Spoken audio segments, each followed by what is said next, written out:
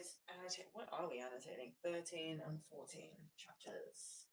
It's 34 pages. I double checked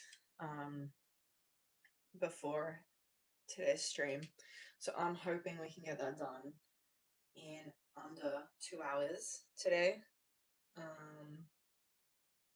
Okay, we're going live on YouTube right now. I gotta double check the audio.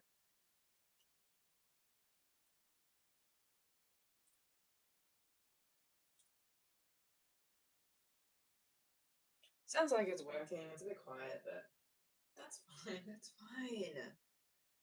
You guys can just like turn it up to the max volume. It's great. It's fine.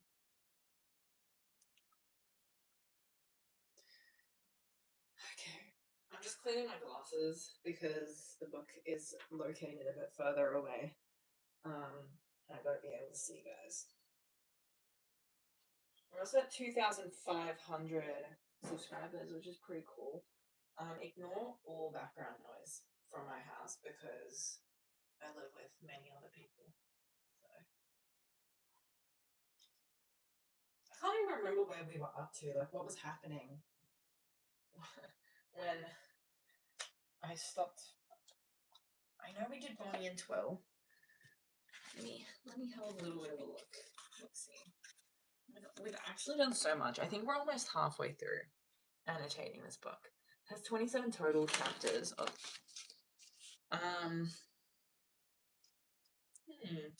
Oh, they've just announced that Katniss is going back into the arena. They've announced the twist for the quarter quell. Okay. And Katniss has gone running.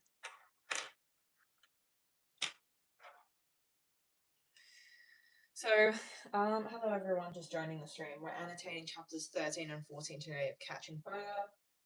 Get out your own books if you want and annotate along with me. I'm going to start reading it out. I'm actually standing right now and not sitting on a chair. I need to sit down. Oh my god, 7 people already on this. Hello everyone. Okay. Chapter 13, Catching Fire. My body reacts before my mind does, and I'm running out of the door, across the lawns of the Victor's village, into the dark beyond. Moisture from the sodden ground soaks my socks, and I'm aware of the sharp bite of the wind, but I don't stop. Where to go? The woods, of course. I'm at the fence before the hum makes me remember how very trapped I am. I back away, panting, turn on my heel, and take off again. I like the imagery in this section. How very trapped I am. Oh, I forgot that I needed a different highlighter. Let me just get out my other highlighter that I have somewhere on my desk that my camera is currently blocking. Damn it. No, come back. Where are my other... I might not actually have another highlighter in this color, actually. That's very disappointing. Damn, now I have to use this stupid highlighter. It's run out of ink and everything. I can't believe this. I guess I could use pink, but I don't want to use like a different color. Now, guys, this is a dilemma. If I've ever seen one.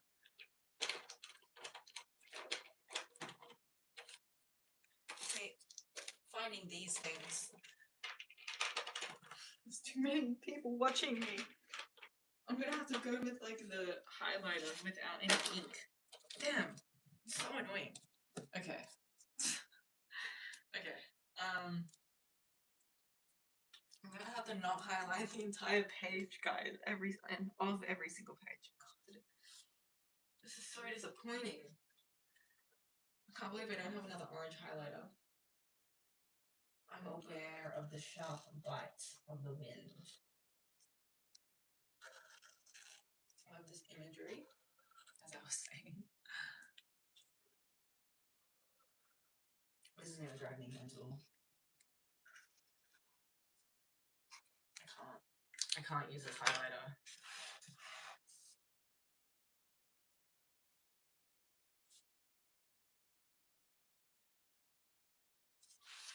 If only I used normal colors for not just a random, like I could have just used yellow instead of orange. I set myself I'm sorry. My own damn fault. Let me get out all my highlighters to see how dumb I am. See, look at all the colours I have for highlighting, guys. Purple. Even. Purple for Sunrise on the Reaping. Look. In place of highlighters, I have these things. The little ducks. They're joining us today on this stream because I'm disappointed in myself. Guys, I'm so annoyed.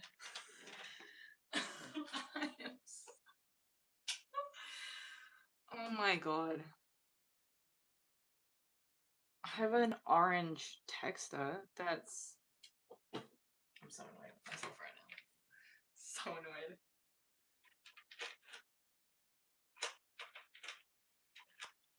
Do I just use a pink one? Couldn't hurt, right?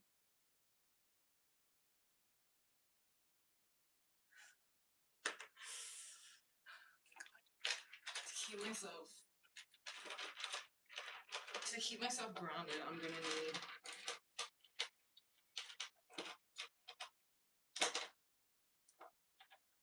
more ducks to join us on stream.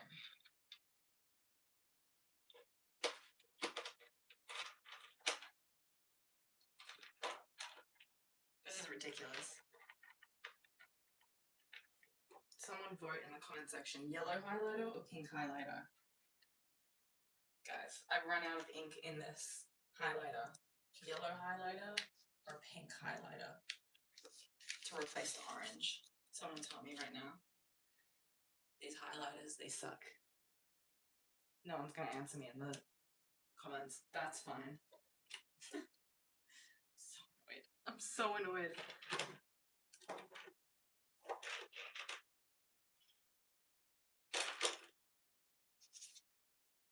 This is my own damn fault. Okay. Yellow highlighter it is. Unless anyone wants. Don't use the yellow highlighter for the Hunger Games. I don't want to do that. Pink highlighter it is, guys. It's close enough. How close is it actually? Not really. Everyone name the ducks in the comment section.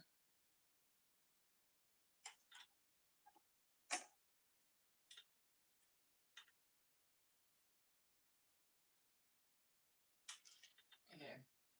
Next paragraph, let's move on. The next thing I know, I'm on my hands and knees in the cellar of one of the empty houses in the Victor's village. Faint shafts of moonlight come in through the window bells above my head. This is really good imagery, actually. See, this is why I needed a highlighter. How? What the hell? You telling me the pink highlighter doesn't... Wow. I just highlighted that and it didn't work at all.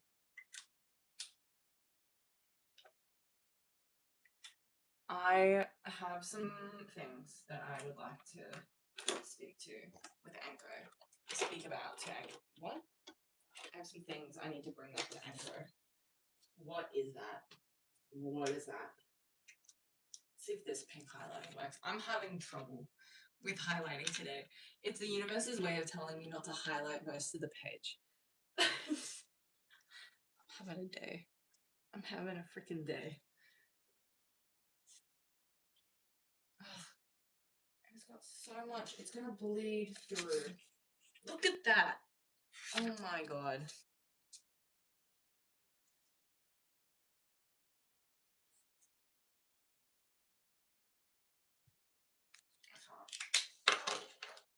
What about this one?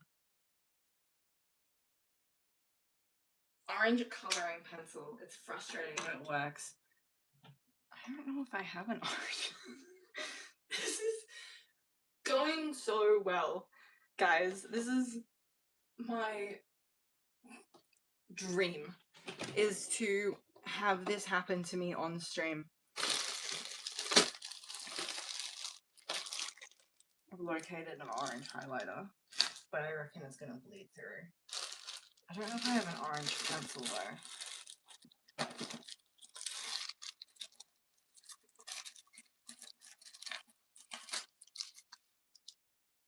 Okay, I do have an orange pencil. Let's see what works. I could always, if I use an orange pencil, I can go back over it with an orange highlighter later. Maybe that's a good idea.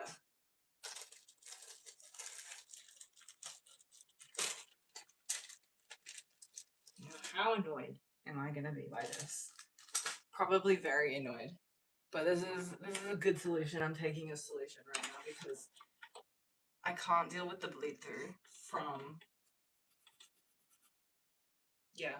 No, you know what? That works well enough. Thank you for telling me that because I was gonna spend the whole stream complaining about it. And I don't think that would be very entertaining for you guys. At all. At all. In that whole thing, here we have these ducks. Because I have my ducks in a row.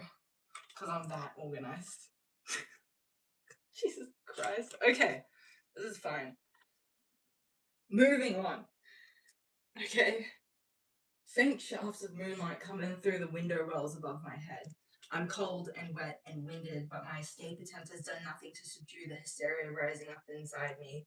It will drown me unless it's released. I pull up the front of my shirt, stuff in my mouth, and begin to scream.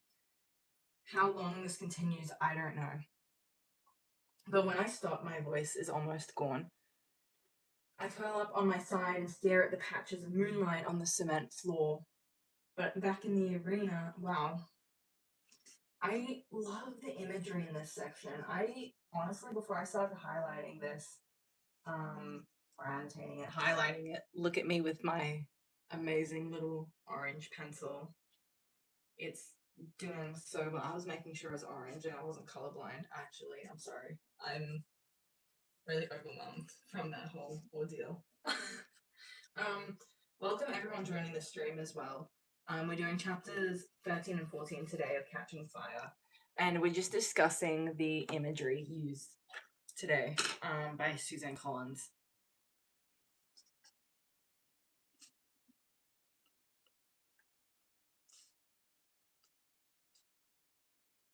I love when an author adds some like really good imagery, you know, so good in this section.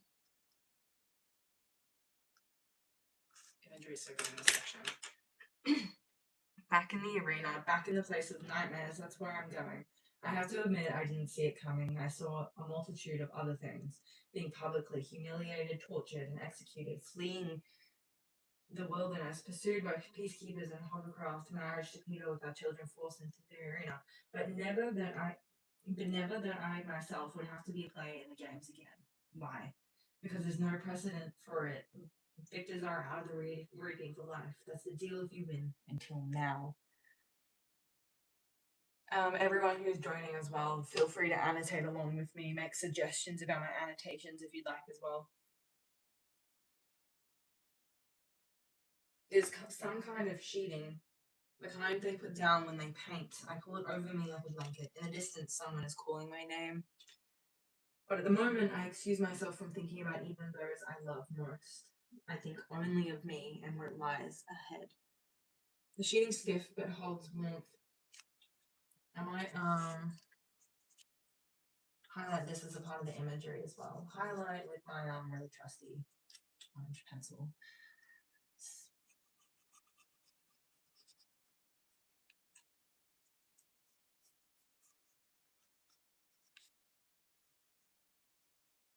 I'm gonna pretend like I was not overwhelmed going into this live stream at all.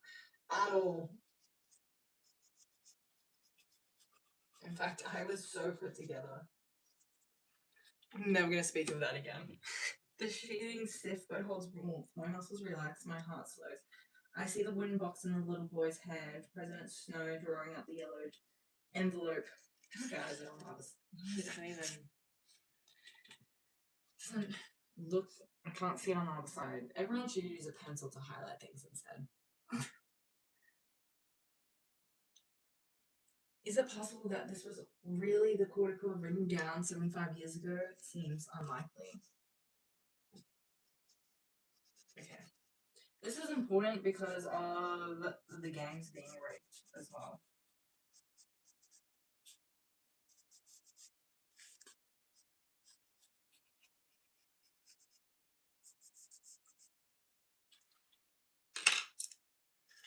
The games were definitely rigged.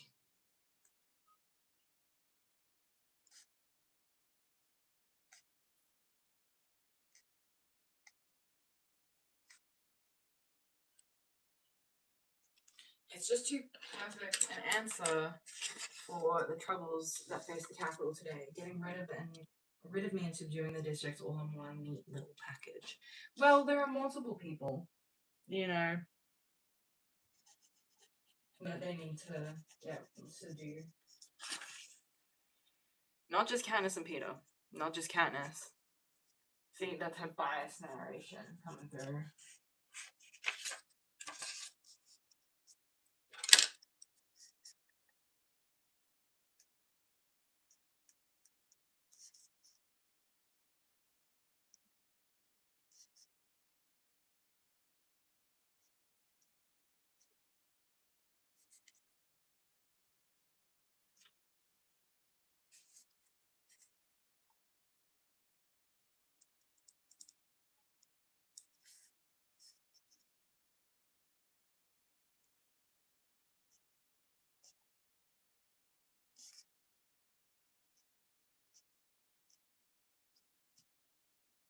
There are multiple victors in need of subduing. I hear President Snow's voice in my head on the 75th anniversary as a reminder to the rebels that even the strongest among them cannot overcome the power of the capital. The male and female tributes will be reaped from their existing pool of victors. Yes, victors are our strongest. They're the ones who survive the arena and slip the noose of poverty that strangles the rest of us. They, or should I say we, are the very embodiment of hope where there is no hope. And now 23 of us will be killed to show how even that hope was an illusion. That's a very powerful quote as well. Hope. It's a common theme throughout the entirety of Suzanne Collins' The Hunger Games is hope. She even uses a motif to represent this hope, which is the dandelion in the spring that is presented via Peter's characterization.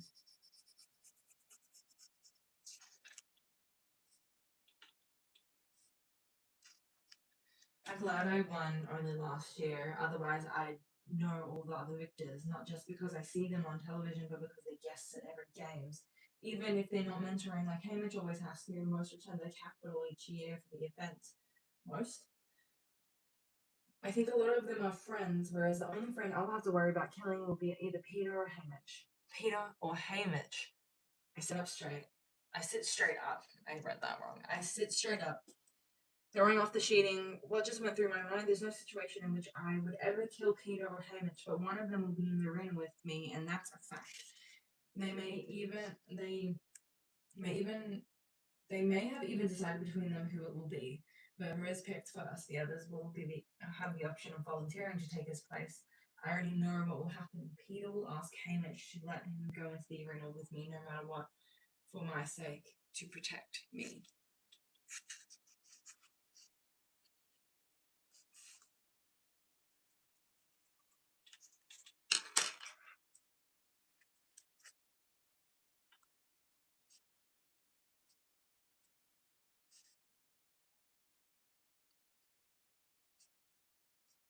Hamish says this later, but I'm just mentioning it now. It took her long enough to realize. I stumble around the cellar looking for an exit. How did I even get into this place? Feel my way up the steps of the kitchen and see the glass window and the door has been shattered. Katniss! Must be why my hand seems to be bleeding. Jesus, she just really blacked out there.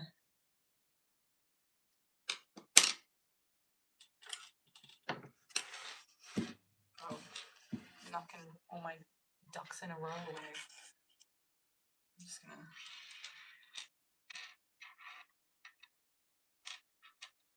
I'm moving to the side so I have my room.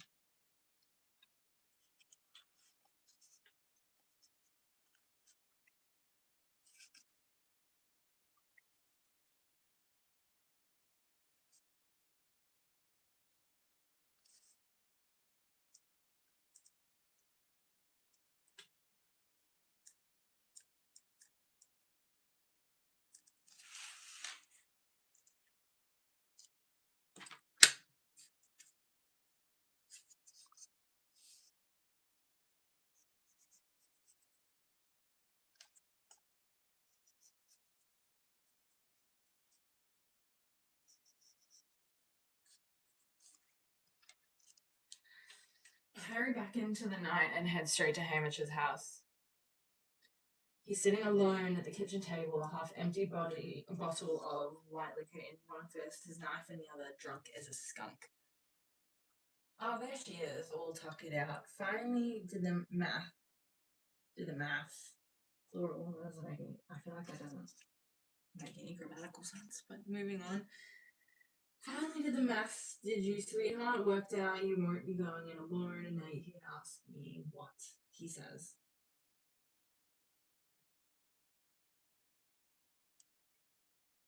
I don't answer. The window's wide open and the wind cuts through me just as if I were outside. I'll admit it was easier for the boy. He was here before I could snap the seal on a bottle, begging me for another chance to go in. But what can you say? He mimics my voice. Take his place, Hamish, because all things being equal, I'd rather Peter had a crack at the rest of his life than you. Well, I think Hamish wants to be with Little Dove.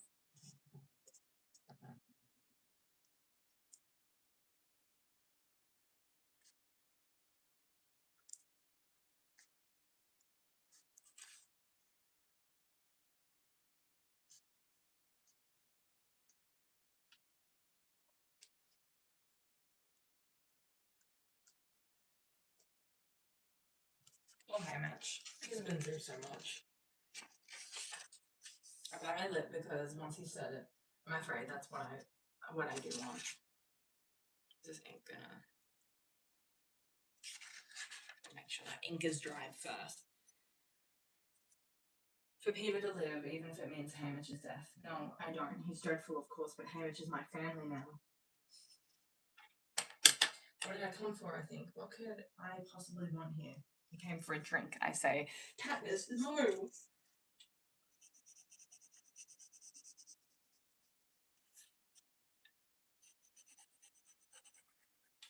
I'm gonna write that one down. Peter gets so mad at this as well. Hamish bursts out laughing and slams the bottle on the table before me. I run my sleeve across the top and take a couple gulps before I come up choking. It takes a few minutes to compose myself, and then my eyes and nose are still streaming, but inside me the liquor feels like fire, and I like it. Maybe it should be you, I say, matter-of-factly as I pull up my chair. You hate life anyway. I've just noticed a new bruise on my arm. Did anyone else notice that bruise? I didn't. I for sure did not. Very true, says Hamish. And since last time I tried to keep you alive, seems like I'm obligated to save the boy this time. Yes.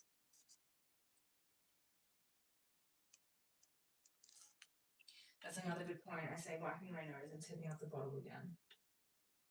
Peter's argument is that since I chose you, I now owe him anything he wants, and what he wants is the chance to go on again to protect you, says Hamish. I knew it. In this way, Peter's not hard to protect while I'm wallowing around on the floor of that cellar thinking only of myself. He was here thinking of only me. Shame isn't a strong enough word for what I feel.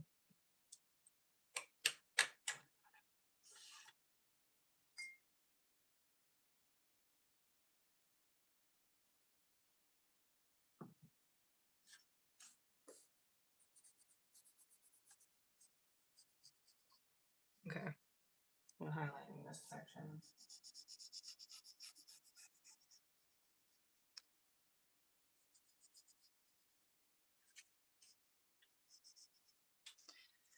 You could live 100 lifetimes and not deserve him, Hamish says.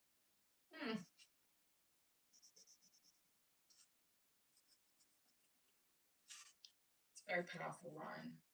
I feel like you could dissect this line in a lot of different ways. 100 lifetimes. Is he thinking perhaps the same of Lenore Dove in that way?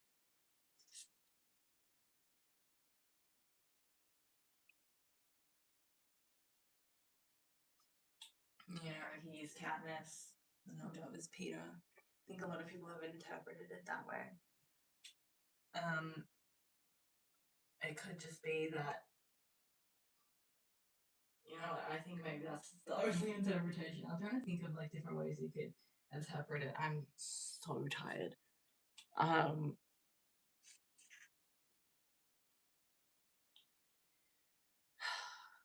yeah, literally that he's being cruel, but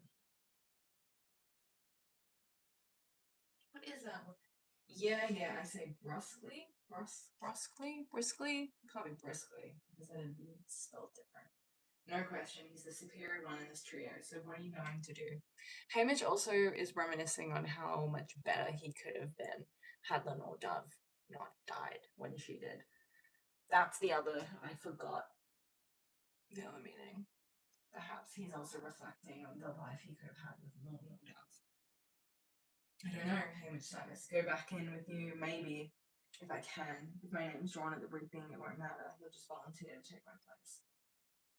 We sit for a while in silence. It'd be bad for you in the arena when knowing all the others I ask. Oh, I think we can count on it being unbearable wherever I am. You know that the bottle. Can I have that back now? No, I say, wrapping my arms around it. Hamish pulls another bottle out from under the table and gives the top a twist. But I realize I'm not just here for a drink. There's something else I want from Hamish. Okay, I figured out what I'm asking to say. If it is Peter and Ian Games, this time we try to keep him alive. Something flickers across his bloodshot eyes. Pain. Because that's his best friend's daughter. Oh my god. And his sweetheart. Get away from me. That's his sweetheart. He's gonna lose his sweetheart again.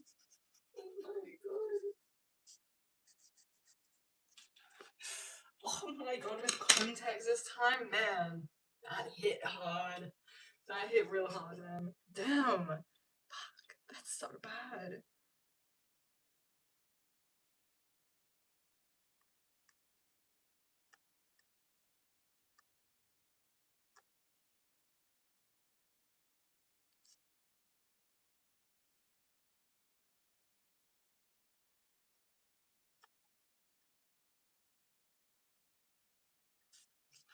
That was awful. Never make me read that line again. Like you said, it's going to be bad no matter how you slice it, and whatever Peter wants. I think the worst case scenario is Katniss dying for Hamish. I'll write that down too.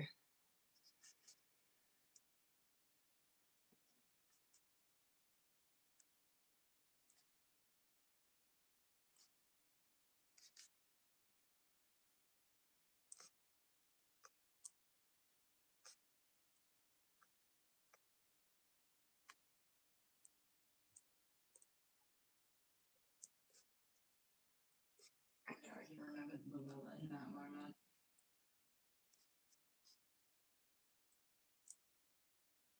Nothing he could. There was nothing he could do to save Luella, but there's something he could do to save Katniss. So he chooses Katniss anyway for the rebellion, for Lenore Dove, and for his sweetheart. Oh my god. Oh my god. And whatever. That's just. I need to write that down.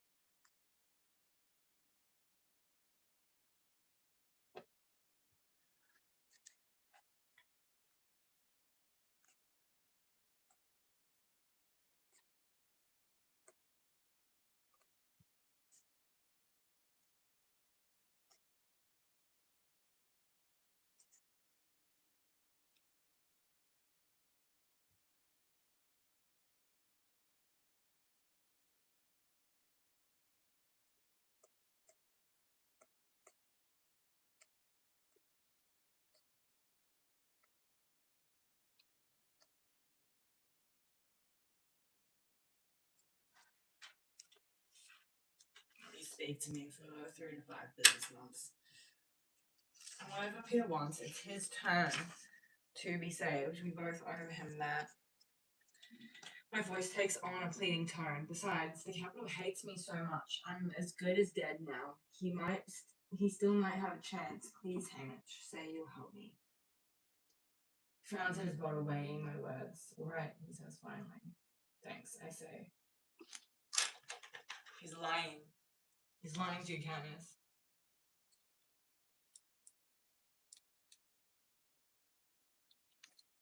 I should go see Peter now, but I don't want to. My head's spinning from the drink, and I'm so wiped out. Who knows what he could get me to agree to? No. Now I have to go home to face my mother and Prem. Candace. Man, her life's a mess. As I stagger up the steps of my house, the front door's open and Gail pulls me into his arms. I was wrong. We should have gone when you said, he whispers. No, I say. I'm having trouble focusing and liquor keeps sloshing out of my bottle and down the back of Gail's jacket, but he doesn't seem to care. Oh, oopsies. It's not too late, he says. Over his shoulder, I see my mother and Prem clutching each other in the doorway. We run. They die. Now I've got Peter to protect. End of discussion. Yeah, it is. My knees give way and he's holding me up as the alcohol overcomes my mind. He the glass bottle shower on the floor. This seems appropriate since I have obviously lost my grip on everything. I feel you, Katniss. I feel you.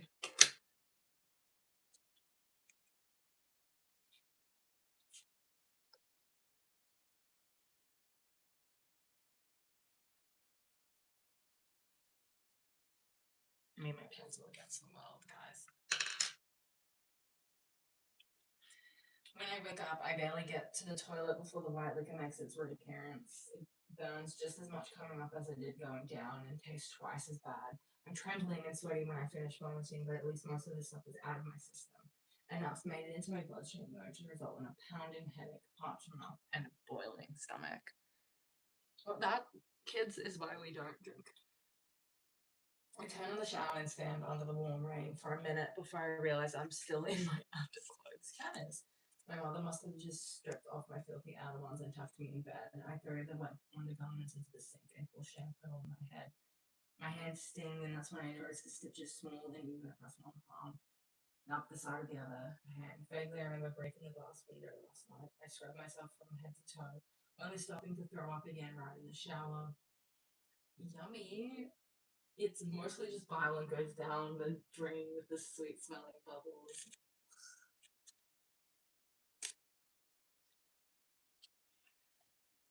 Finally clean, I pull on my robe and head back to bed. Ignoring my dripping hair, I climb under the blanket. Sure, this is what it must feel like to be poisoned. I bet little Dove knows a thing or two about that.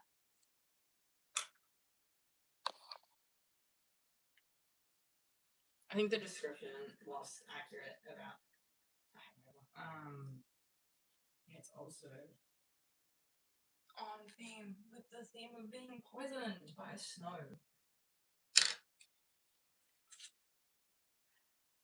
The footsteps on the stairs renew my panic from last night. I'm not ready to see my mother, and I have to pull myself together to be calm and reassuring the way I was when we said our goodbyes the day of the last reaping.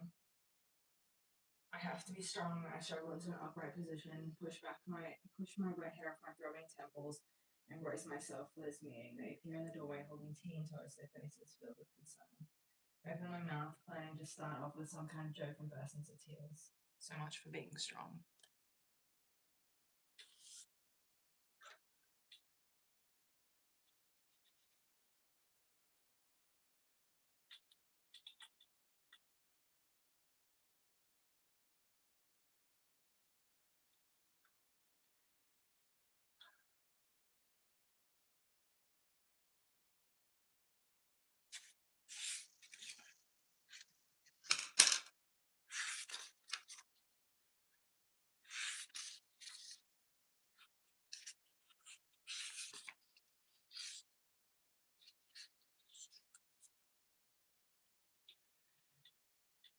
My mother sits on the side of the bed, and Prim crawls right up next to me, and they hold me, making quiet, soothing sounds until I mostly cry out. So Prim gets a towel and dries my hair, combing out the knots while my mother coaxes tea and toast into me. They dress me in warm pajamas and lay more blankets on me, and I drift off again. I want to highlight this whole page. We're not going that far today, guys, because I have a pencil instead of a highlighter. But I'm gonna highlight this paragraph.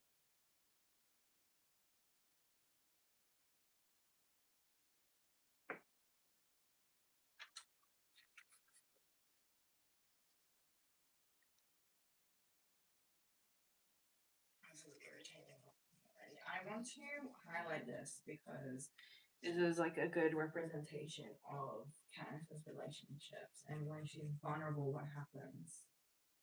I'm gonna write that as an annotation as well as soon as I'm finished highlighting / coloring in this paragraph.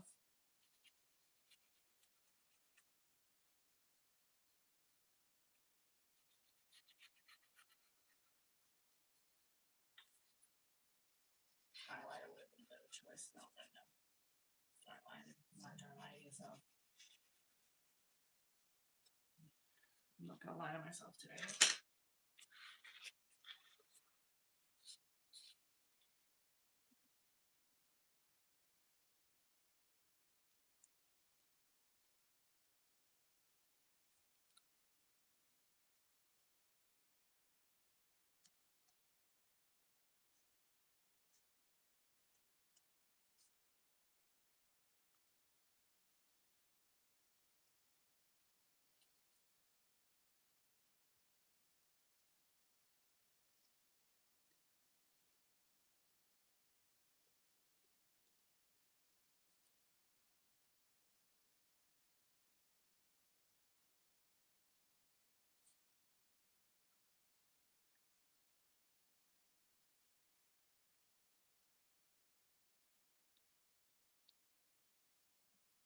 It's so vulnerable right then.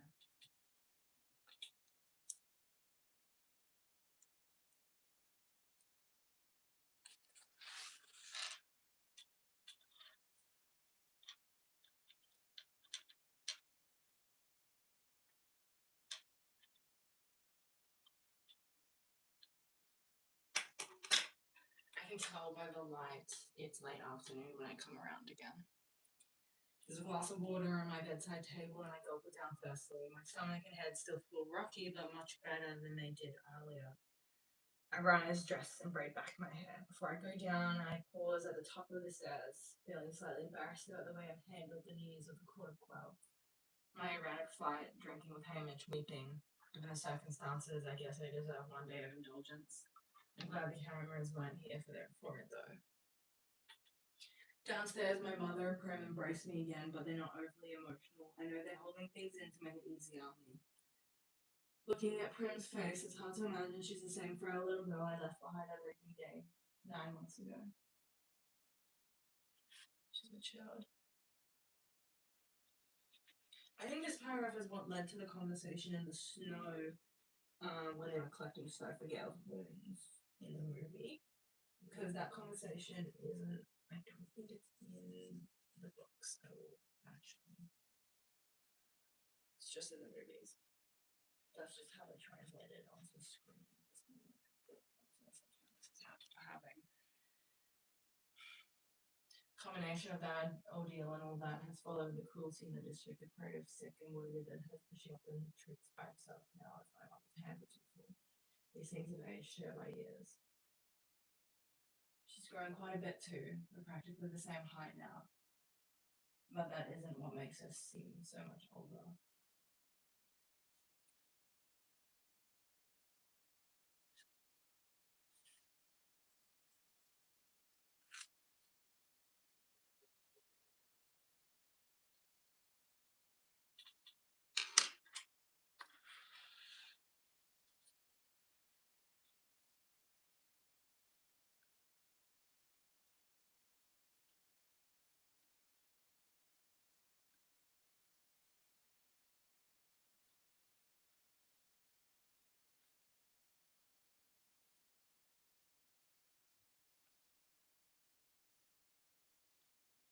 just written here, mature by experience and trauma that's for a small child. About them.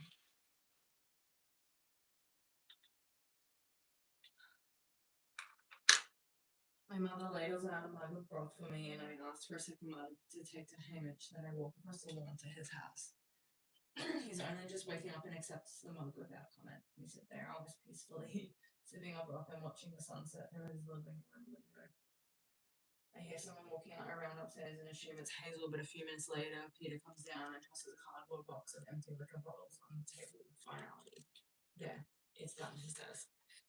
It's taking all of Hamish's resources to focus his eyes on the bottles, so I speak up. What's done? I've poured all the liquor down the drain, says Peter. This seems to jolt Hamish out of his stupor, and he falls through the box, spinning disbelief. You what? I tossed them up, says Peter. He'll just buy more, I say. No, he won't, says Peter. I tracked down Ripper this morning and told her I'd turn her into the second she sold to either of you. I paid her off too, just for good measure. But I don't think she's eager to be back in the Peacekeeper's custody. Well, tough, Peter, tough.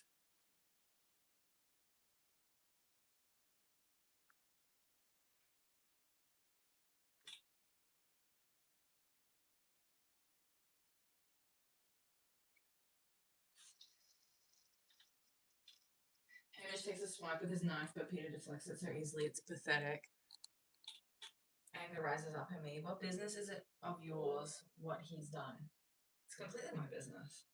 Or what he does. It's completely my business. However, it falls out. Two of us are going to be in the arena again with the other elemental. We can't afford any drunkards on this team. Especially not you, Katniss, Peter says to me. What? I sputtered indignantly. It would be more convincing if I weren't still so hungover. Last night's the only time I've ever even been drunk. Okay. Well, actually, she's been I won't say drunk, but she's been a little tipsy in the Hunger Games when she first tasted. I think it was maybe wine in the Hunger Games while she was in the Capitol's custody before the games. She was a little tipsy. She wasn't drunk, so she's not exactly lying, but she's had she's been tipsy.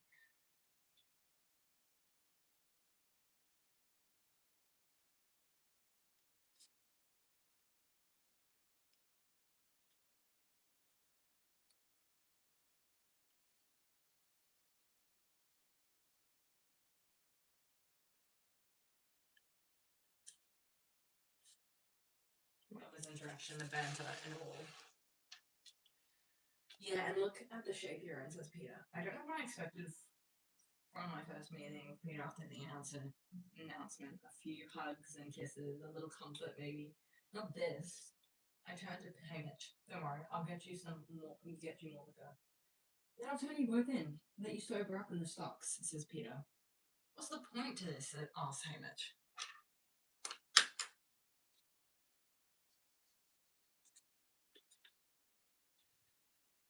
I like that she wants that kind of comfort from Peter as well. Yeah.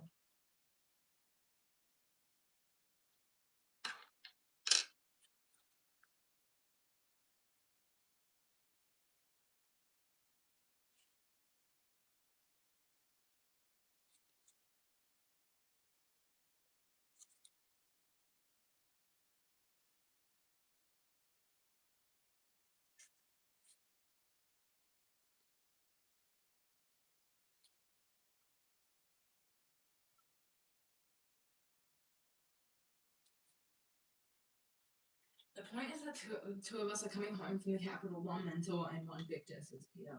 Effie's sending me recordings of all the living victors. We're going to watch their games and learn everything we can about how they fight.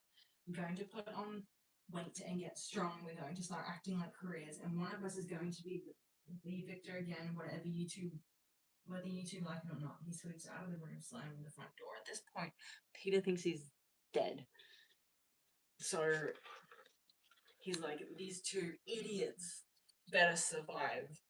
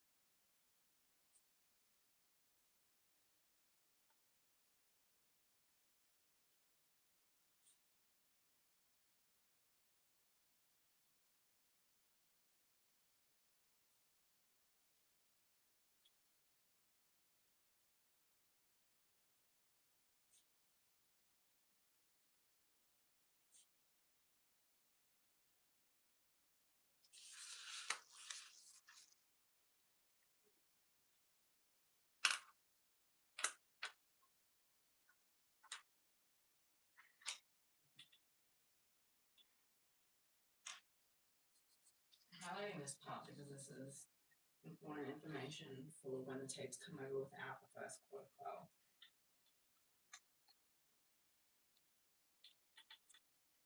And should I wince at the bang? I don't like self-righteous people, I say. What's to like, says Hamish, who begins sucking the dregs out of the empty bottles. You and me, that's who he plans on coming home, I say. Well, then the joke's on him, says Hamish. But after a few days, we agree to act like careers, because this is the best way to get Peter ready as well. Every night we watch the old recaps of the games that the remaining victors mark. That must be traumatic, man.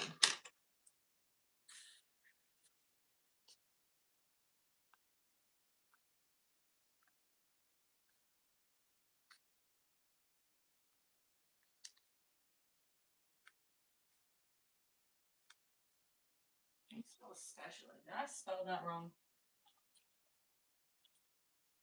No, I didn't. I thought I was spelling it wrong for a second. Oh, hang on. I'm spelling it wrong. What am I doing?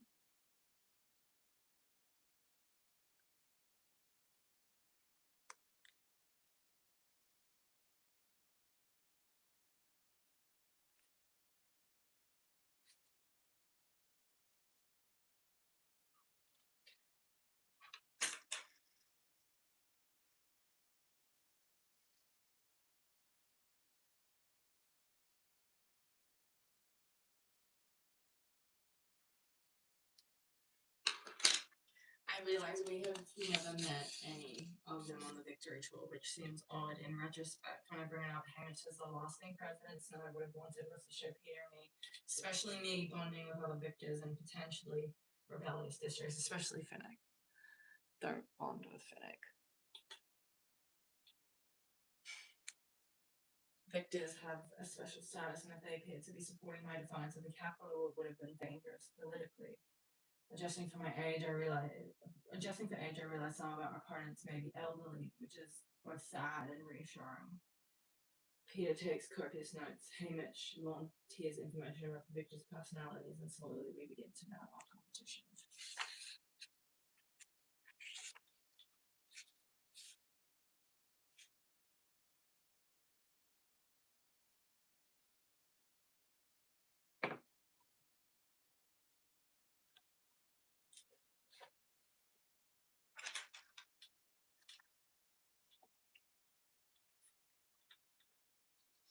I'm going to just highlight this.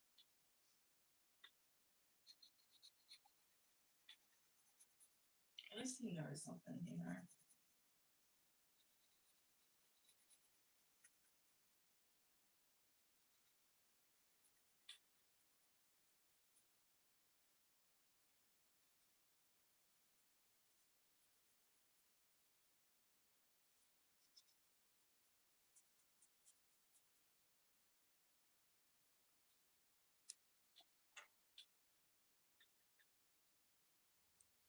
Every morning we do exercises to strengthen our bodies. We run and lift things and stretch our muscles. Every afternoon we work on combat skills, throwing knives, fighting hand to hand. I even teach them to climb trees. Officially, the tributes aren't supposed to train, but no one tries to stop us. Even in regular years, the tributes from districts 1, 2, and 4 show up able to wield spears and swords. This is nothing by comparison. After all the years of abuse, Hamish's body resists improvement. He's still remarkably strong, but the shortest run wins him, and you'd think a guy who sleeps every night with a knife might actually be able to hit the side of a house with one, but his hands shake so badly it takes weeks for him to achieve even that. Peter and I excel under the new regimen, though it gives me something to do. It gives us all something to do besides accept defeat. My mother puts us on a special diet to gain weight. Prem treats our sore muscles. Madge sneaks us her father's capital newspapers. Oh, Madge, the little rebel. She'll Hamish just in comparison. Amazingly.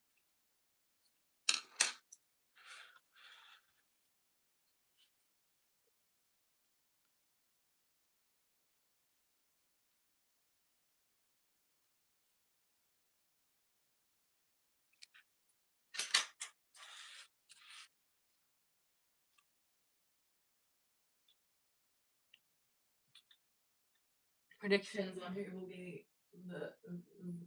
Hang on. Predictions on who will be victor of the victors show us among the favourites. Even Gale steps into the picture on Sundays, although he's got no love for Peter or Hamish, and he teaches us all he knows about snares. It's weird for me, being in conversation with both Peter and Gale, but they seem to have set aside whatever issues they have about me. Which is important to note about their characterization. They both want Katniss alive.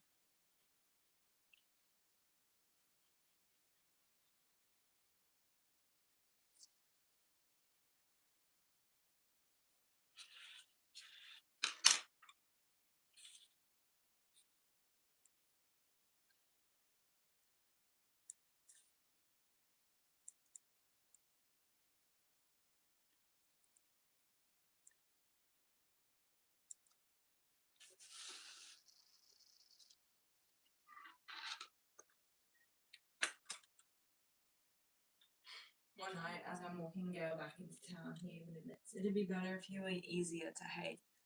Tell me about it. I say, if I could have just hated him in the arena, we wouldn't be in this mess now. He'd be dead, and I'd be a happy little victor all by myself. Gale! And where would we be, Katniss? Asked Gale. Why would you ask that? Damn you, Gale!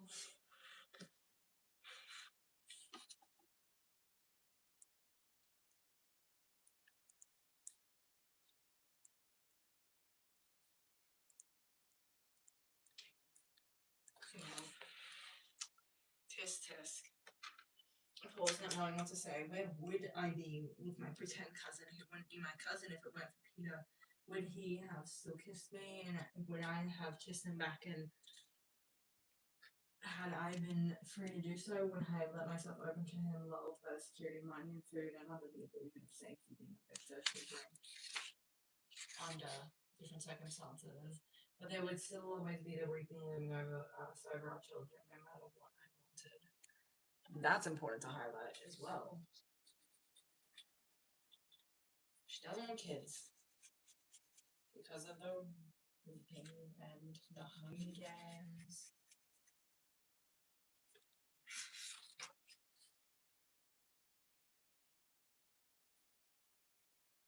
And it's very important for their for Gale and Katniss's relationship as well. I was trying to think of the word. I'm so tired. I'm so freaking tired, man.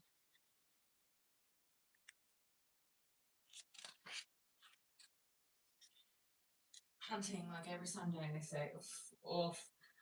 I know he doesn't mean the question literally, but this is as much as I can honestly give. At least she's honest. At least she's honest.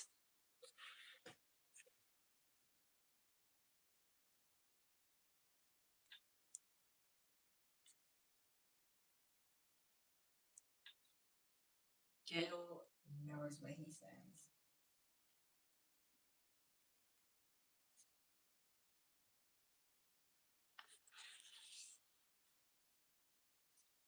Gale knows I chose him over Peter when I didn't make a run for it. To me, there's no point in talking about things that might have been, even if I had killed Peter in the arena.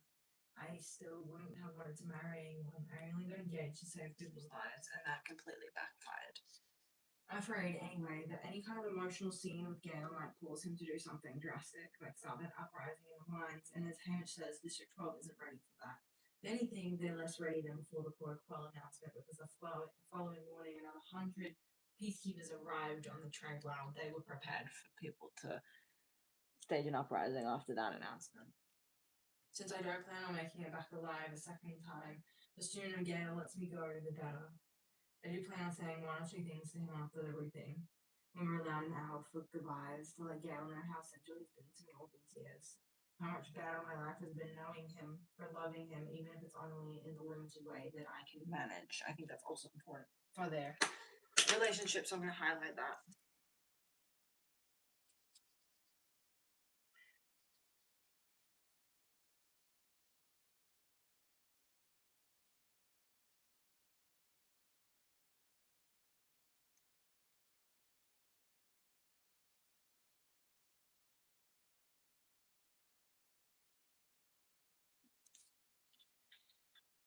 I never get the chance.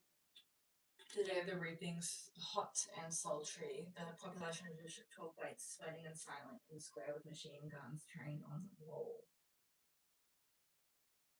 Just like Hamish's games.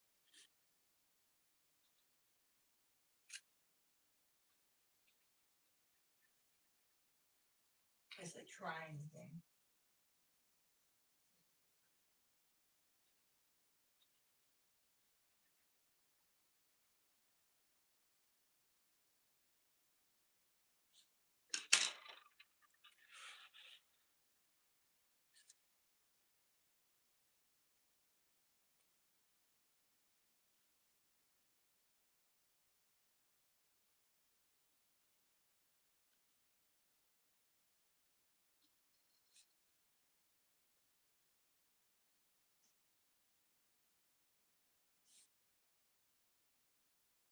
Just like during the time of the 50th.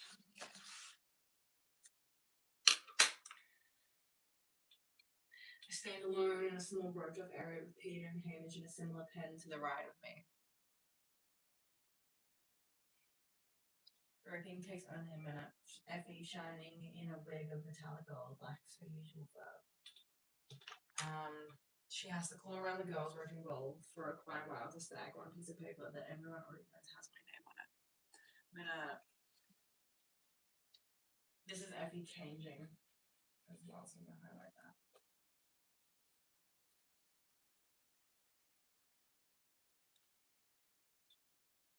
And she catches Hamish's name.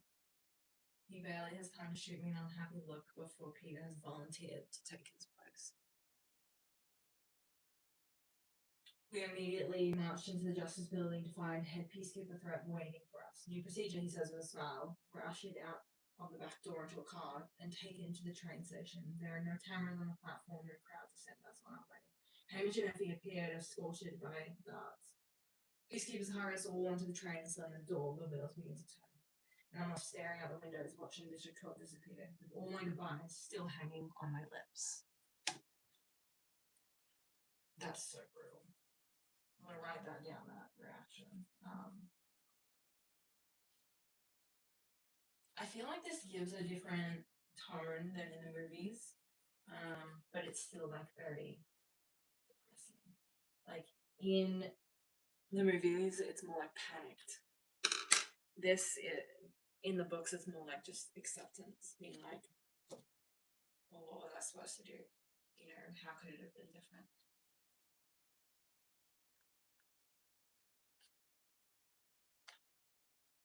She's just defeated.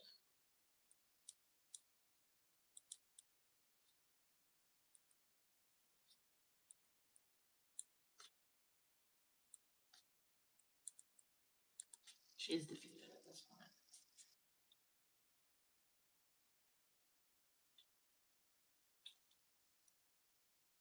I think in Hamish's games as well, they don't get a goodbye necessarily after they're reaped. It's only because it's negotiated by Plutarch and Hamish that they get their goodbyes, so he can get shots of his family being upset that he got reaped. It's all part of the propaganda. Chapter 14. We have 14 more pages to go. I'm a liar, actually. That's not at all how many pages I have left.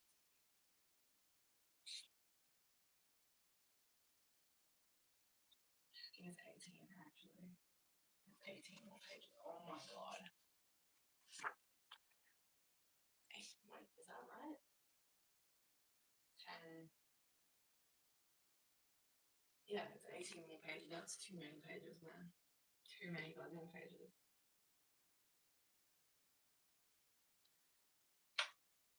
I remain at the window long after the woods have swallowed up the last glimpse of my home. This time I don't have even the slightest hope of return. Before my first games, I promised Prim I would do everything I could to win, and now I've sworn to myself to do all I can to keep Peter alive. I will never reverse this journey again. I mean, she doesn't. Oh no, she does. She does a Mockingjay at the end after the rebellion. I actually figured out what I wanted my last words to my loved ones to be: how best to close and lock the doors and leave them sad but safely behind, and how the capital has stolen that as well. I'm going to highlight that for emphasis.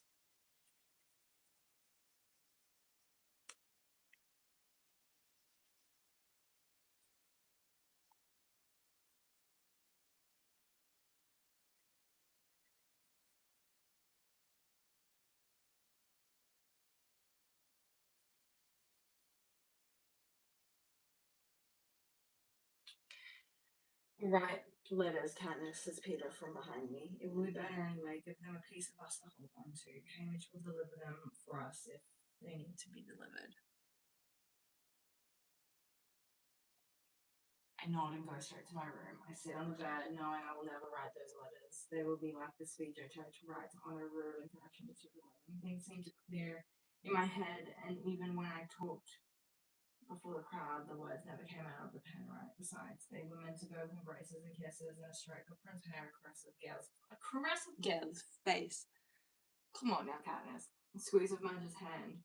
They cannot be delivered with a wooden box containing my cold, stiff body.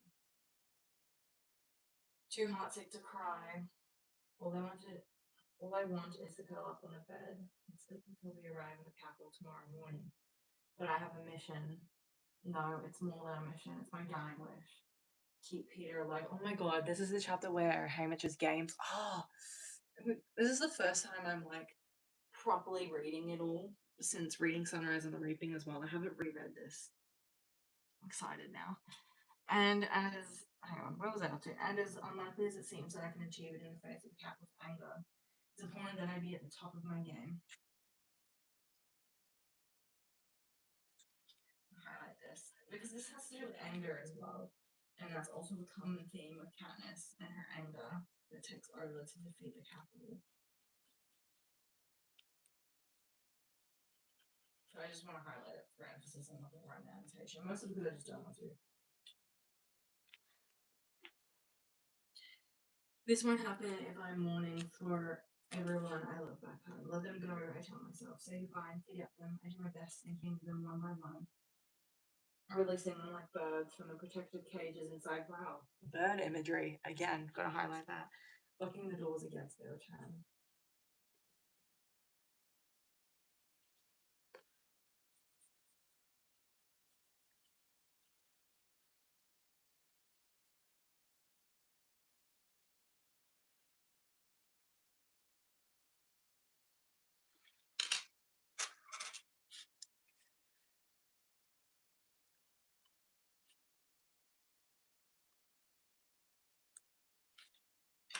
By the time Effie knocks on my door to call me to dinner, I'm empty, but the lightness isn't entirely unwelcome. The meal's subdued, so subdued in fact that there are long periods of silence relieved only by the removal of old dishes and presentation of new ones. Cold soup of pureed vegetables. Oh my god, I was highlighting food and I forgot that. Let me find it.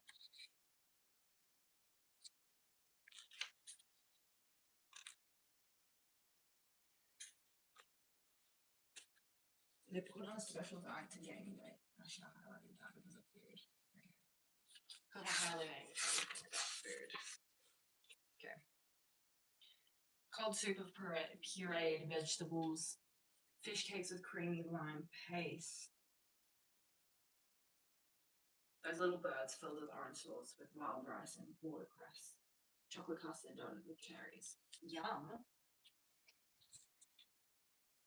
Except for the cold soup. I would not like that.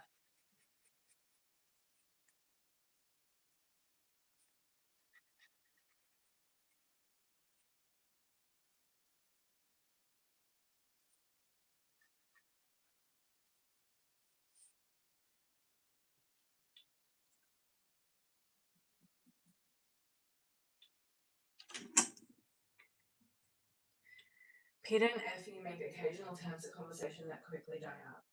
I love your new hair, Effie, Peter says. Thank you. I had it especially done to match Candace's pin. I was thinking we might get you a golden ankle band and maybe find Hamish a gold bracelet or something so we can all look like a team, says Effie.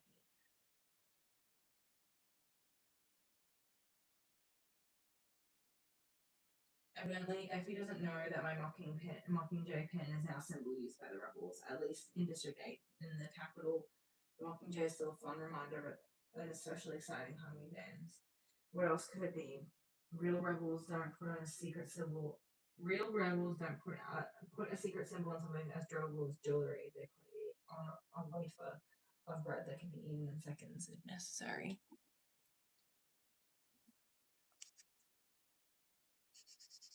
The beginning of the bold alliance, yeah.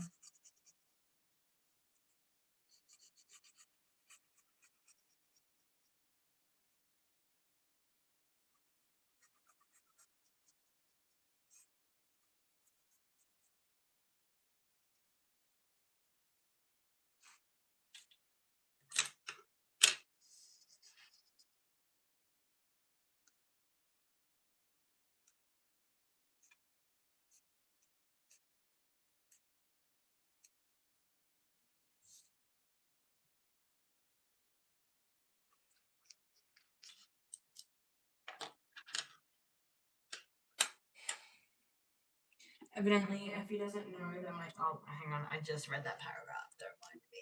I think it's a great idea, says Peter. How about it, Hamish? Yeah, whatever, says Hamish. He's not drinking, but I can tell he'd like to be.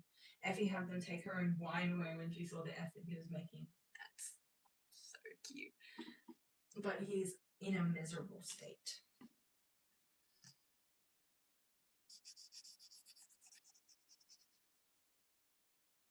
See, Effie saw him.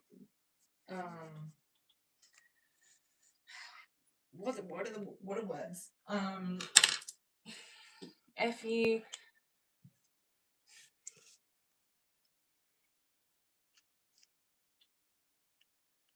What is the word? Effie saw him go into his alcoholism. Fall into alcoholism? I don't know. We're about to write it down and see what happens with the wording I'm using. Okay. That's so nice of her.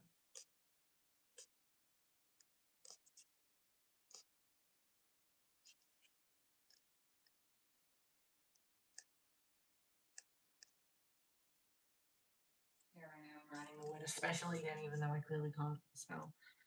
Since.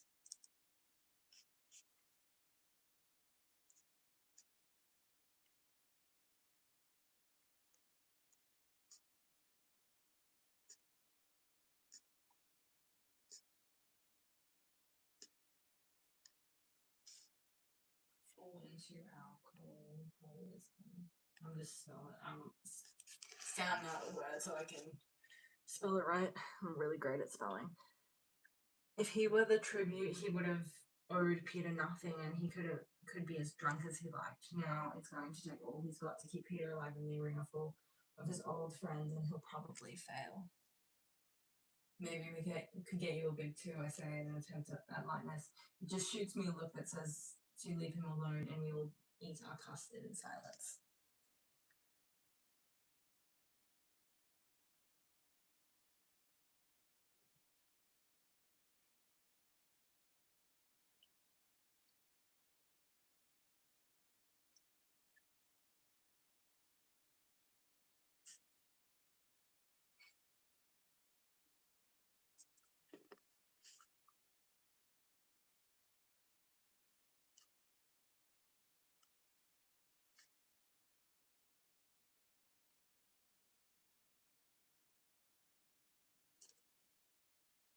Just writing down here, we'll keep the Mockingjay alive and highlight this part as well.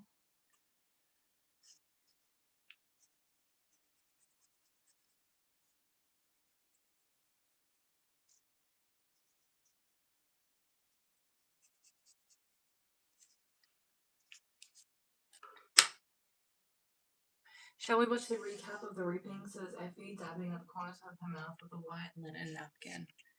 Peter goes off to retrieve his notebook on the remaining living victors, and we gather in the compartment of the television to see who our competition will be in the arena. We are all in a place as the anthem begins to play and the annual recap of the reaping ceremonies in the 12 districts begins. In the history of the games, there have been 75 victors. 59 are still alive.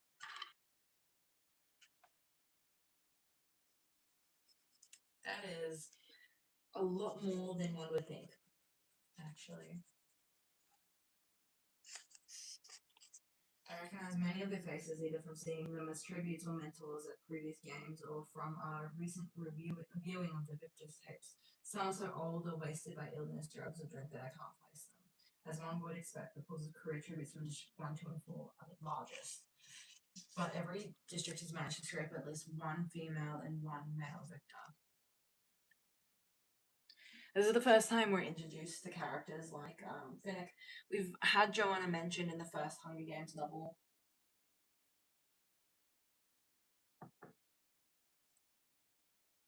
I don't think we've had anyone else mentioned other than Joanna. Correct me if I'm wrong, but I don't think so. So this is the first time we're introduced to like many of these victors. The reapings go by quickly. Peter studiously puts stars by the names of the chosen tributes in his notebook. Hamish watches his face devoid of emotion as friends of his step up to take the stage. Effie makes hushed, distressed comments like, "Oh, that's Cecilia," or, "Well, Chaff could never stay out of a fight," and sighs frequently. Effie, come on, man.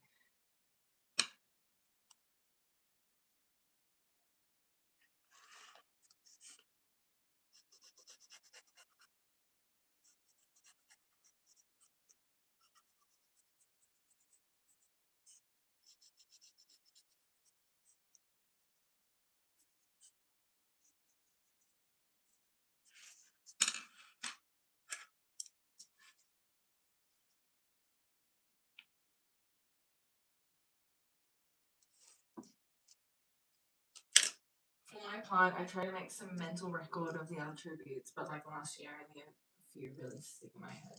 There's a classically beautiful brother and sister from District 1 who are victors in consecutive years when I was little.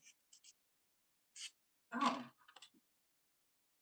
Brutus, a volunteer from District 2 who must be at least 40 and apparently can't wait to get back in the arena. I don't want to highlight all of this.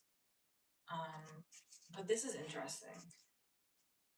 Brother and sister, when she was little. So, hang on. Okay, what year was Candace born in? She's 16 by the 74th. Take 10. 64.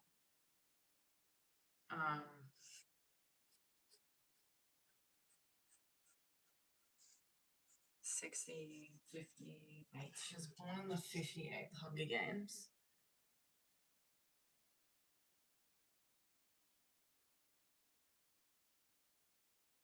Eight years after the war. My brain is doing math really slow right now.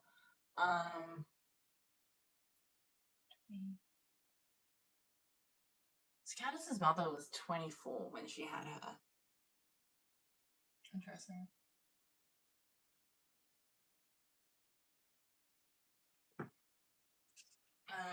When she was little, so they won in the probably the 60-something Hunger Games. Don't worry about Brutus, we don't need to know about him. Finnick, the handsome bronze-haired guy from District 4 who was crowned 10 years ago at the age of 14.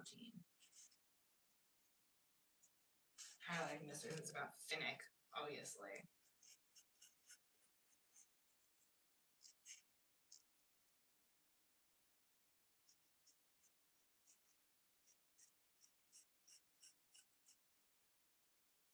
Hysterical young woman with flowing brown hairs, also called from 4, but she's quickly replaced by a volunteer, an 80-year-old woman who needs a cane to walk to the stage as Mags. Annie and Mags.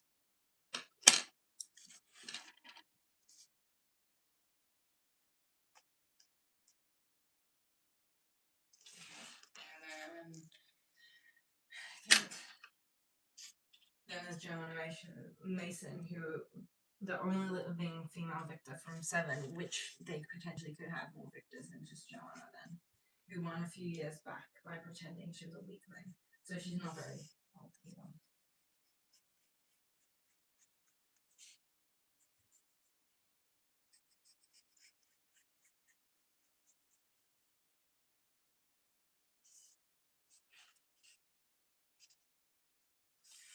A woman from 8 who Anthony calls Cecilia, who looks about 30, has to detach herself from the 3 kids who run up to cling to her. Chaff, a man from 11, who I know to be one of Hamish's particular friends, is also in. Cecilia is so devastating.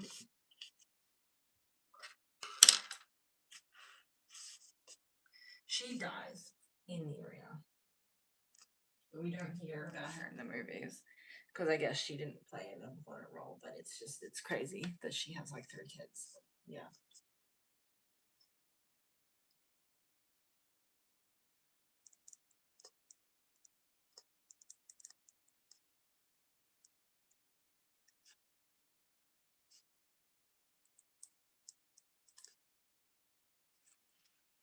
I do wonder why Chaff and Hamish are so close, just because they're drinking buddies, or was there another rebel plan at one point that brought them closer together?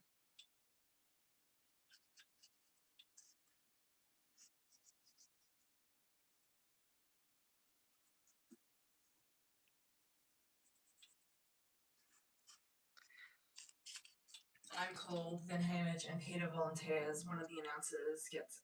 Actually, it's Terry because it seems the odds will never be in our favour. We start cross levels on District 12. Then she pulls herself together to say she bets that these will be the best games ever. Really? Really? Come on now. Hamish leaves the compartment without a word, and Effie, after making a few unconnected comments about this tribute or that, bids us goodnight. I just sit there watching Peter rip out the pages of the victors who are not picked. Rip out the pages? That's such a waste of paper, Peter. Come on. Why don't you get some sleep, he says. Because I can't handle the nightmares, not without you. I'm going to highlight that because I love Candace and Peter. Everlock forever, guys. Come on. Love these two. Emphasis on Everlock. I think they are sure to be dreadful tonight, but I can hardly ask Peter to come sleep with me. We've barely touched since that night, Gail Elizabeth. What are you going to do, I ask? Highlight this. Everlock. They get back to their comfortable relationship. In a minute, actually. I think Candace curls up on the lounge next to Peter when they're watching Hamish's games. Just review. What are you going to do, I asked? Just review my notes a while, get a clear picture of what we're up against. But I'll go over it with you in the morning. Go to bed, Candace, he says. He would have been such a good mentor. Such a good mentor. Not that we wanted the games to continue, but he would have been a really good mentor. I bet he was mentally preparing for that too.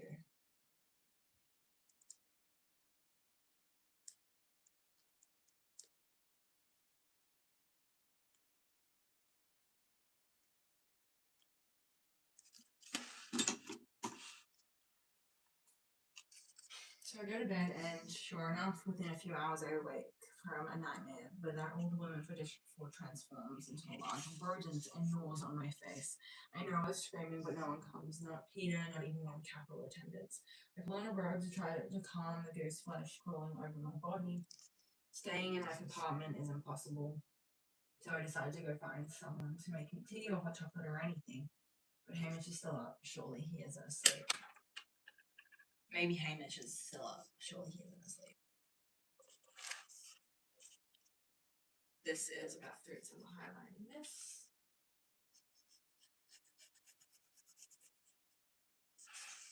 I ordered warm milk, the most calming thing I can think of from an attendant.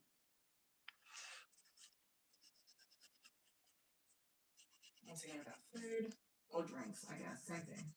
It counts. In my mind, at least. It's my book. I can highlight whatever I want. Hello? Ducklings. Oh, no. Tampa, what the?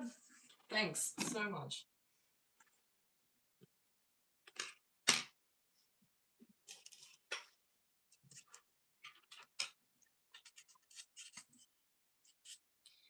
I brought the ducklings out during a panic. Because I couldn't find a highlighter that actually worked. So I'm using a pencil.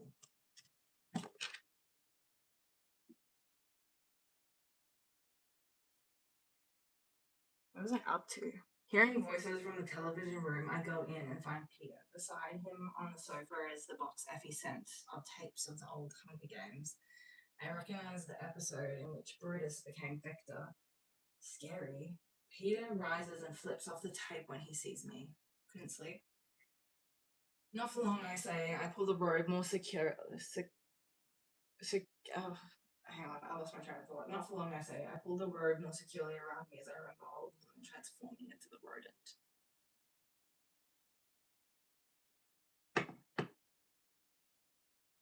Want to talk about it? He asks something. Sometimes that can help, but I just shake my head, feeling weak that people I haven't even fought yet already haunt me. This is so cute. I love the Everlock interactions.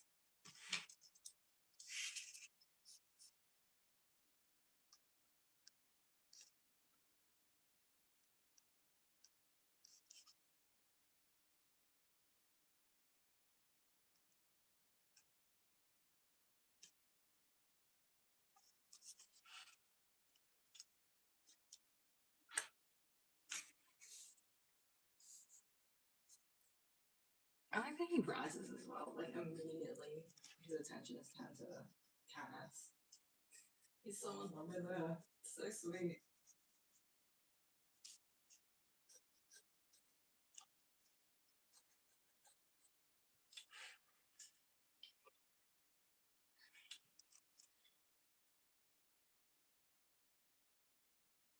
When Peter holds out his arms, I walk straight into them. It's the first time since they announced the quote that he's offered me any sort of affection. Which I'm obviously going to highlight because we love Everlock.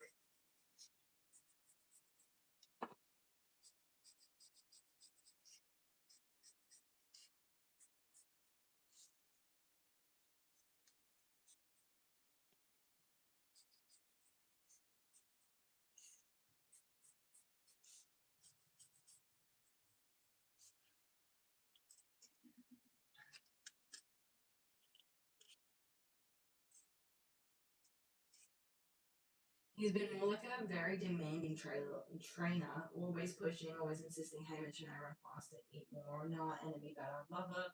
Forget about that. He abandoned any pretense of even being my friend. Yeah, oh my god. I wrap my arms tightly around his neck before he ordered me to do push ups or something. Highlighted for emphasis. It takes everything in me to not highlight every single interaction between Peter and Katniss. I said he pulls me in close and buries his face in my hair. It's so cute. Warmth radiates from the spot where his lips just touch my neck, slowly spreading through the rest of me. It feels so good, so impossibly good that I know I will not be the first to let go. This is all getting highlighted. So cute. Love them so much.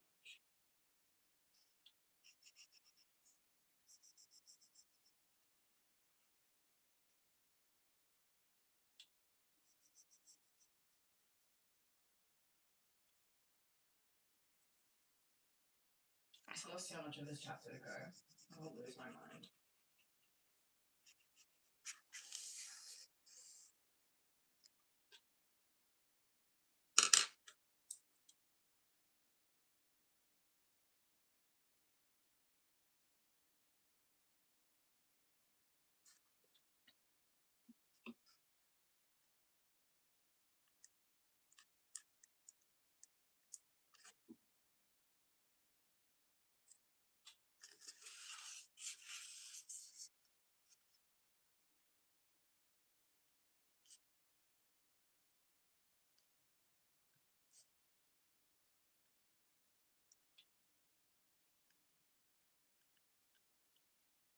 Just writing down that I bet Peter has Miss Katniss too.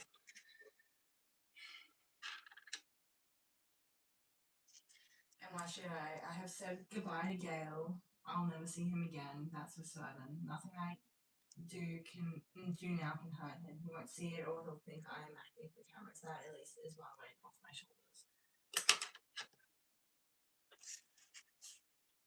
She's leaving her old life behind.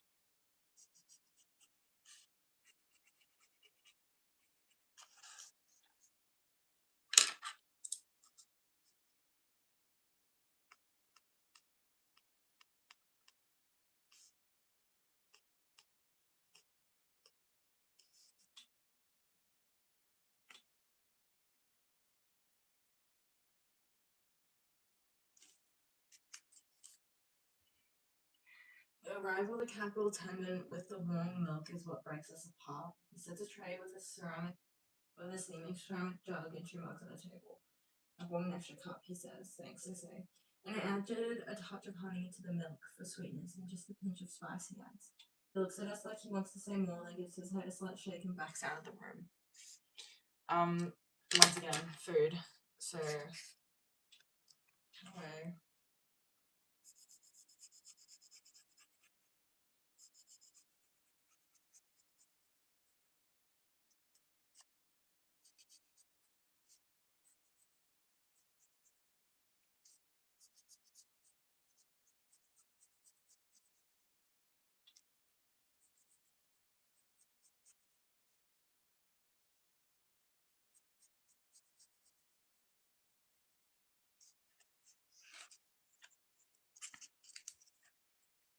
What's with him, I say.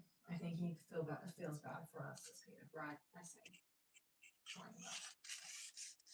I mean it. I don't think the people in the capital are going to be all that happy about going back in, says Peter, or the other victors. They get attached to their champions.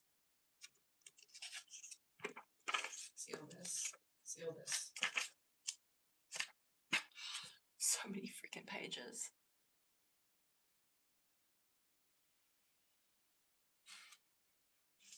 They aren't happy.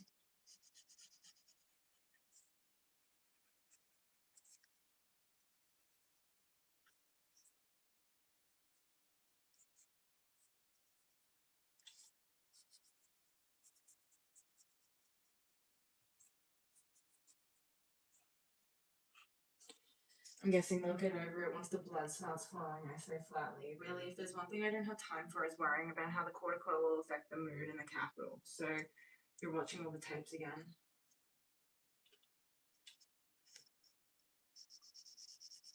Kinda should worry about it though.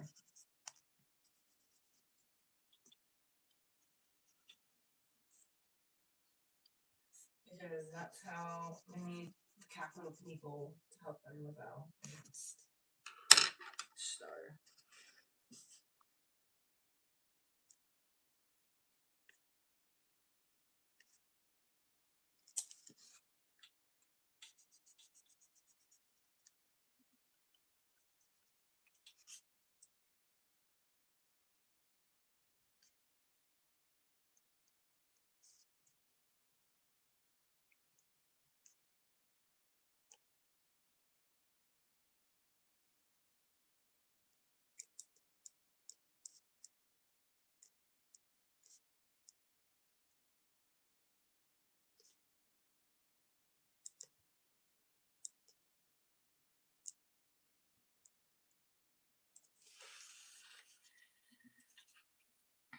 So you're watching all the tapes again?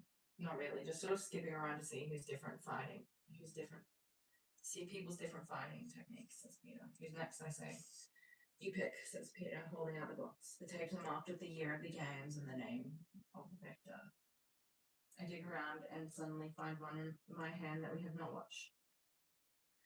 The year of the games is 50. That would make it the second quarter quell. And the name of the victor is Hamish Abernathy.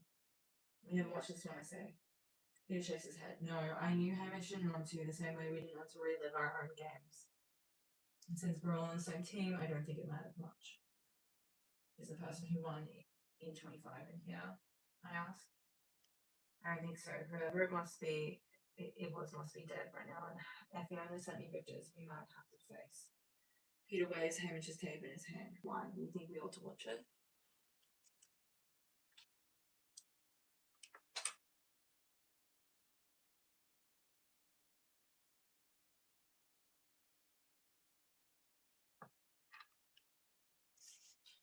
Once again, we don't know where the hell the 25th Victor is.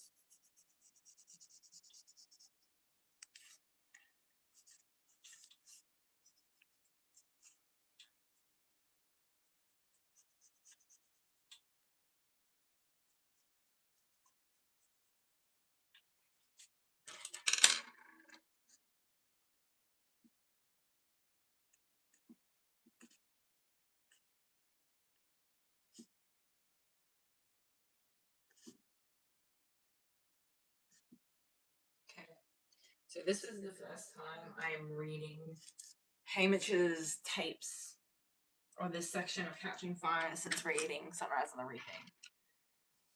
So this is going to be interesting. I don't know what annotations I should make now that we have Sunrise on the Reaping. Peter waves Hamish's tape in his hand. Why do you think we ought to watch it? It's the only quill we have. We might pick up something valuable about how they work, I say, but I feel weird. Seems like some major invasion of Hamish's privacy it is. I don't know why it should, since the whole thing was public, but it does. I have to admit, I'm also extremely curious. We don't have to tell Hamish we saw it. Okay, Peter agrees. He puts on in the tape, and I curl up next to him on the sofa with my milk. Oh, it's so cute. Which is really delicious with the honey and spices, and lose myself in the 50th Hunger Games. Cute, and it's about fruit, so I'm going to highlight.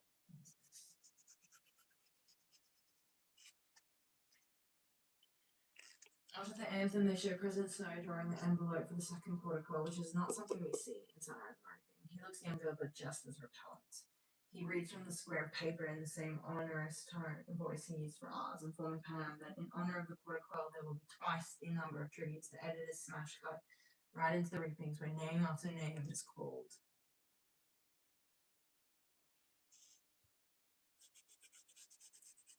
This is how the games work and how the quarter quill works, so I'm just highlighting it.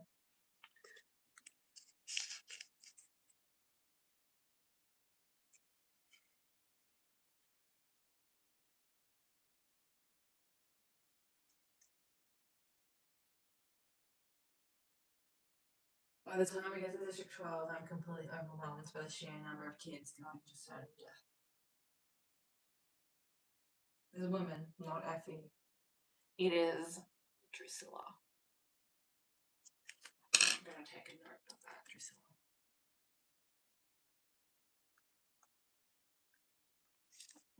Not Effie, calling the names in 12. And Wyatt is never mentioned in this either, which is interesting. But she begins with ladies first. She calls out the name of a girl who's from the scene. You can tell by the look of her, and then I hear the name Maisie John.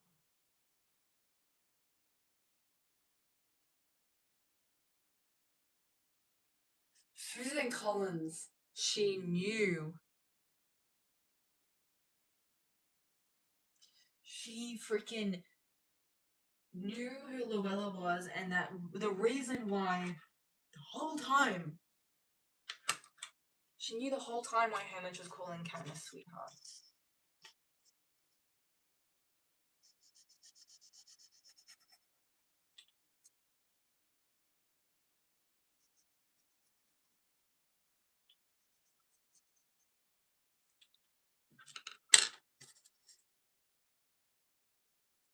They mention everyone else, even though they don't name Luella. Suzanne Collins mentions everyone but Wyatt.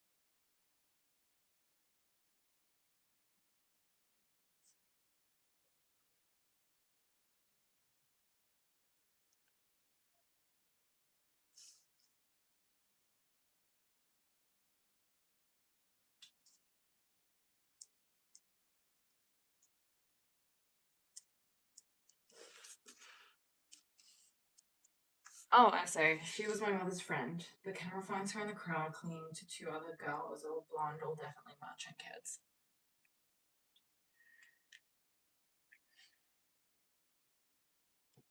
I think that's your mother hugging her, says Peter quietly. He's right. As Maisie Joanna bravely disengages herself and heads for the stage, I catch a glimpse of my mother at my age. And no one has exaggerated her beauty, holding her hand and weeping as another girl who looks just like Maisie. But a lot like someone else I know too, Madge, I say. That's her mother. She and Maisie were twins or something, Peter says. My dad mentioned it once.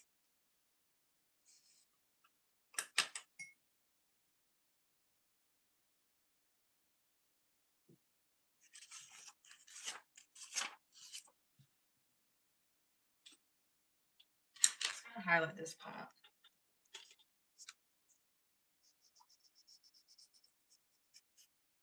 Because this is a part of Maisie's characterization. She's a very strong person.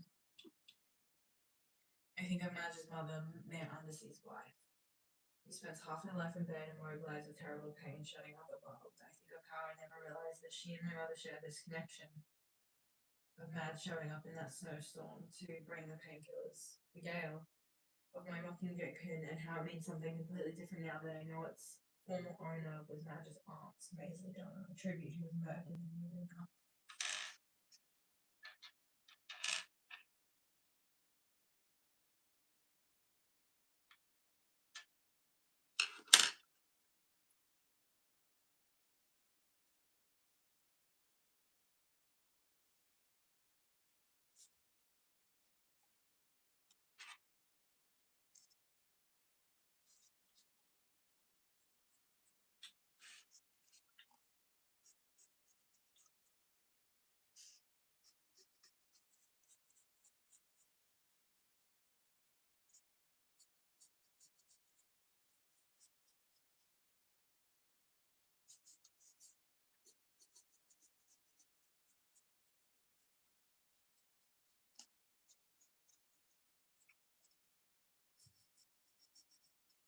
Even though Maisie didn't actually bring that Mockingjay pin into the arena.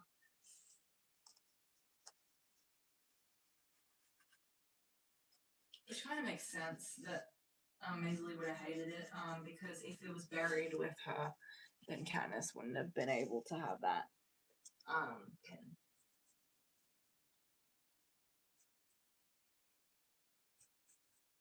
Maisie Donna, I cannot wait to see McKenna Grace portray Maisie Donna. I'm very excited to see that. I know she's going to be perfect. Hamish's name is called Basketball. It's more of a shock to see him than my mother. They coincidentally left something out about that part of the reaping. Young, strong, hard to admit, but he was something of a looker. His hair dark and curly, those grey seam eyes bright, and even then, dangerous. Oh, Peter, you don't think he killed Maisie, do you? I burst out. I don't know why, but I can't stand the thought. With 48 players, I'd say the odds are against it. No. A flamingo killed Maisie after she killed some capital interns. So, yeah.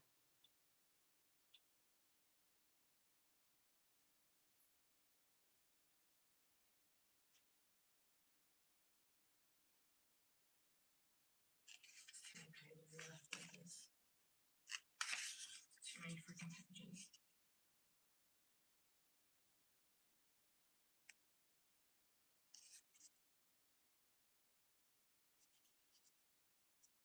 Highlighting this about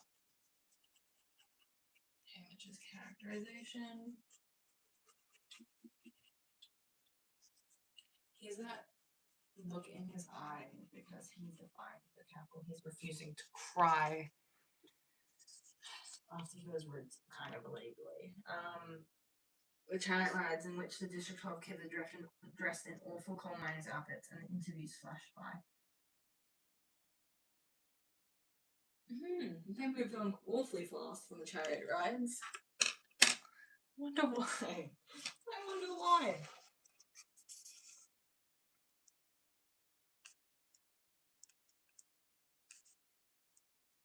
Suzanne cons me the whole time. She knew. She knew she was gonna write that goddamn book. I know it.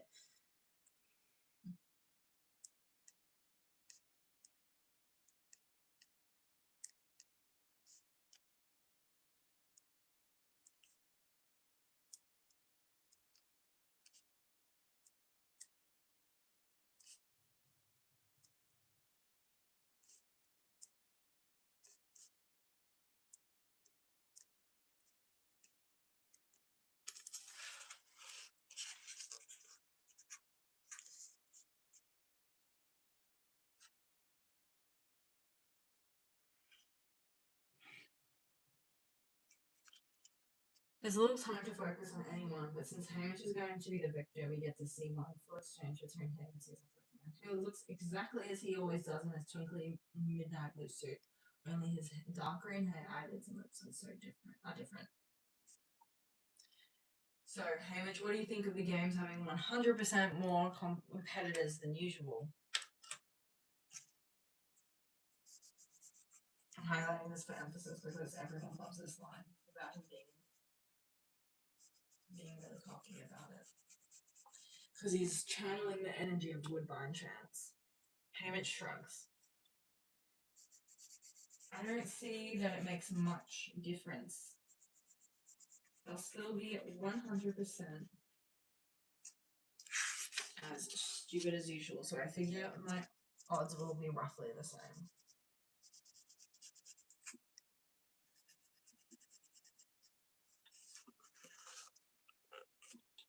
Oh, wait. Hang on.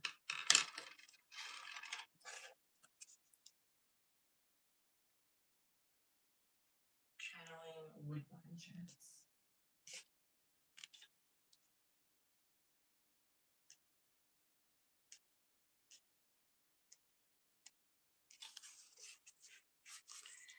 The audience bursts out laughing, and Hamish gives them a half smile, snarky, arrogant, indifferent. Not at all what he's actually like.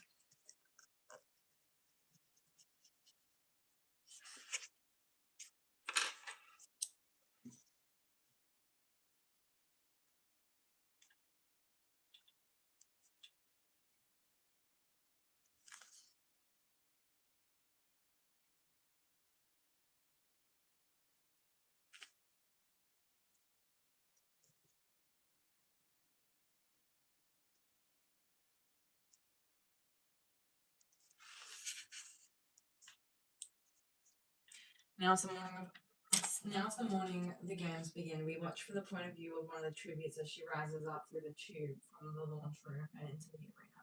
I can't help but give a slight gasp. Disbelief is reflected on the faces of the players, even Hamish's eyebrows lift in pleasure, although they almost immediately knit themselves back into a scowl. It's the most breathtaking place imaginable. The golden cornucopia sits in the middle of a green meadow with patches of gorgeous flowers. The sky is azure blue with puffy white clouds, bright sun. You know what? Susan Collins must like the color azure blue because Barb Azure is called Barb Azure after the color. Bright songbirds flutter overhead. By the way, some of the tributes are sniffing. It must smell fantastic. An aerial shot shows that the meadow stretches for kilometers far in the distance in one direction. There seems to be woods in the other, snow-capped mountain.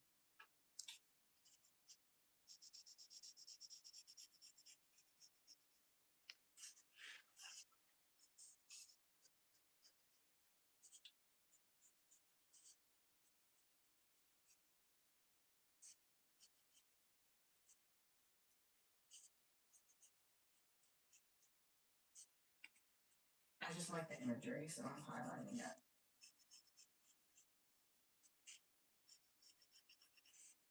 I'm also going to make a little annotation about Susan Collins potentially really liking the color azure blue.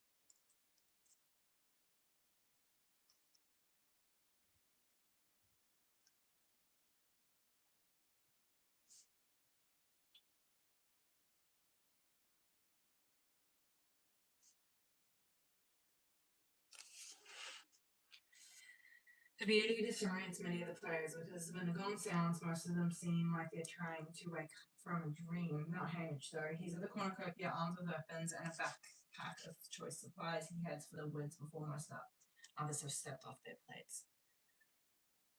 18 tributes are killed in the bloodbath that first day. Others begin to die off, and it becomes clear that almost everything in this pretty place, the luscious fruit dangling from the bushes, the water, and the crystalline streams, even the scent of the flowers, when inhaled too directly, is deadly poisonous. She watched Lulu die.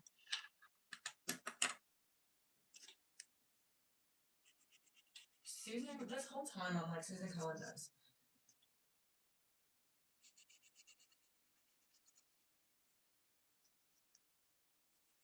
Suzanne Collins knew this entire time. Can't believe it. I just know my gut is telling me that Suzanne Collins had this book planned. She didn't feel like it was the right time to write and publish it yet. She knew she was going to write it.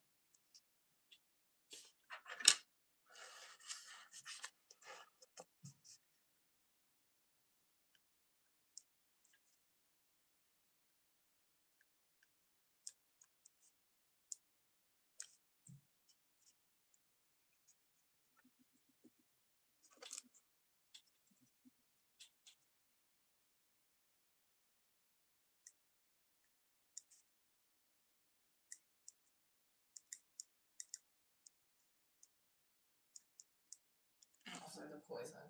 Snow's signature method of killing people. Only the rainwater and the food provided at the cornucopia are safe to consume. There's also a large, well-stocked career pack of 10 tributes scouring the mountain area for victims.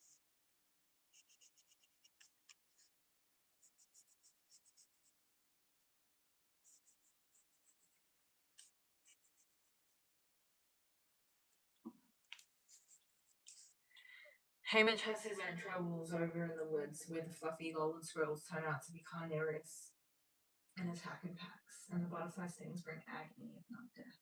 But he persists in moving forward, always keeping the distant mountain at his back.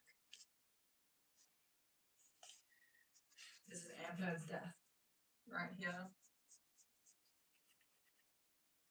And this is straight off of Luella's death. When he's trying to run away with Lulu's body.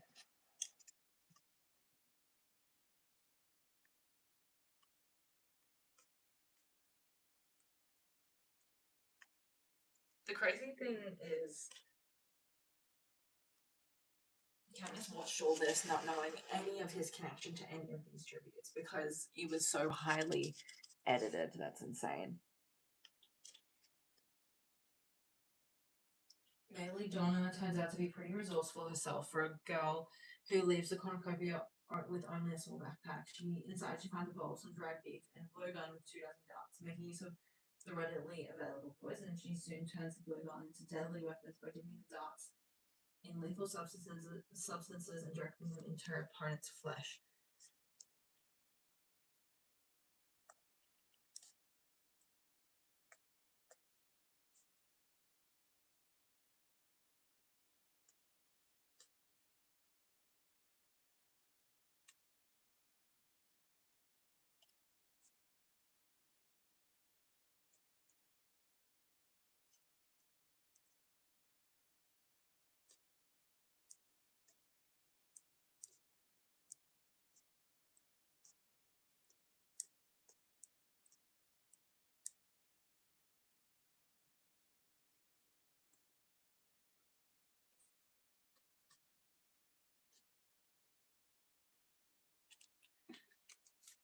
Using Snow's killing methods to her advantage, in this way she is outsmarting the captain and Snow.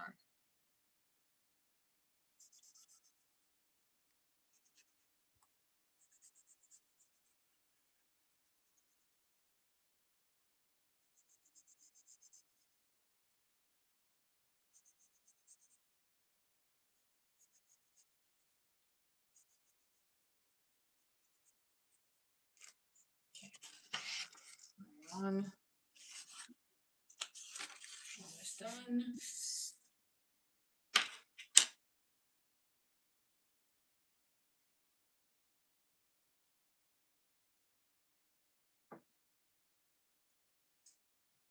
4 days in, the picturesque mountain erupts in a volcano that wipes out another dozen players, including all but 5 of the career pack, with the mountain spewing liquid fire and the meadow offering no means of concealment. The remaining 13 tributes, including Hamish and Maisley, have no choice but to confine themselves to the woods.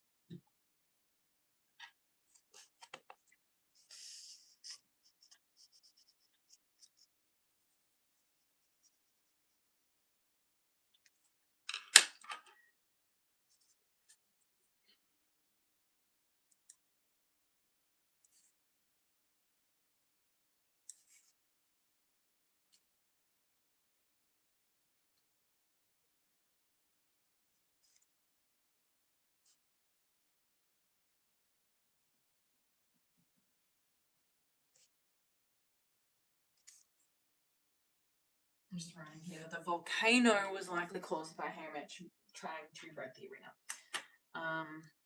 Hamish seems bent on continuing in the same direction away from the now volcanic mountain, but a maze of tightly woven hedges forces him to circle back into the center of the woods, where he encounters 3 of the careers and pulls his knife. They may be much bigger and stronger, but Hamish has remarkable speed and has killed 2 when the 3rd disarms him. That is panache. That career is about to slit his throat when a dart drops him to the ground.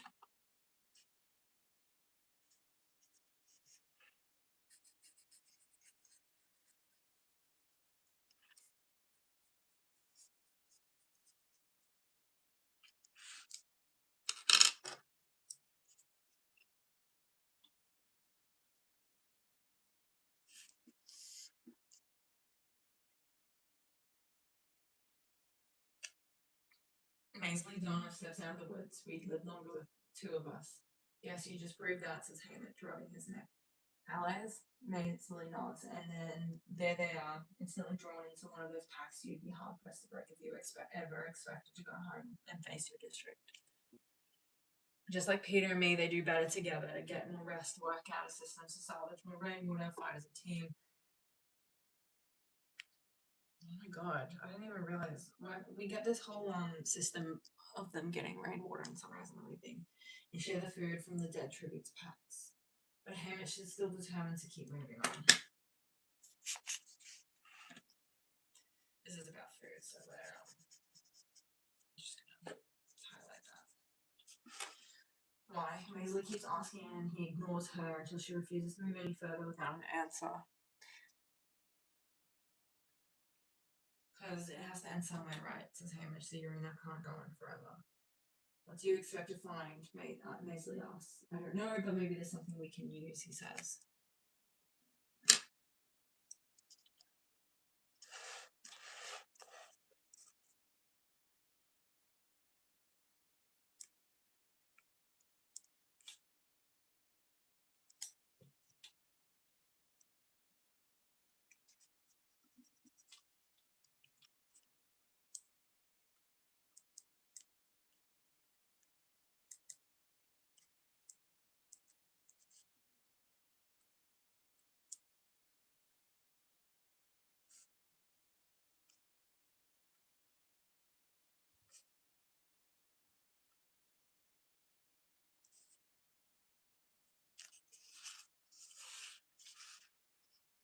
I'm just saying, Hamish is hiding this information to protect Maisley.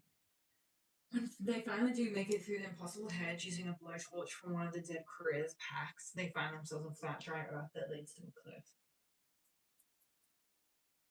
Far below, you can see jagged rocks. This is actually outside of the arena.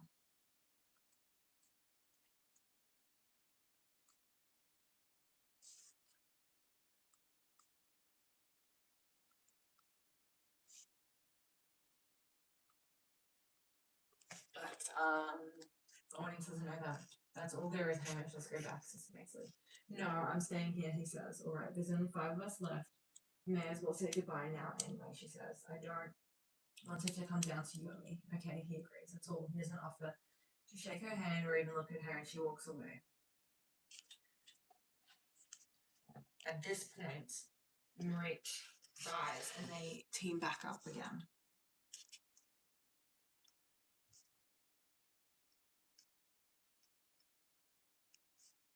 But it's edited out.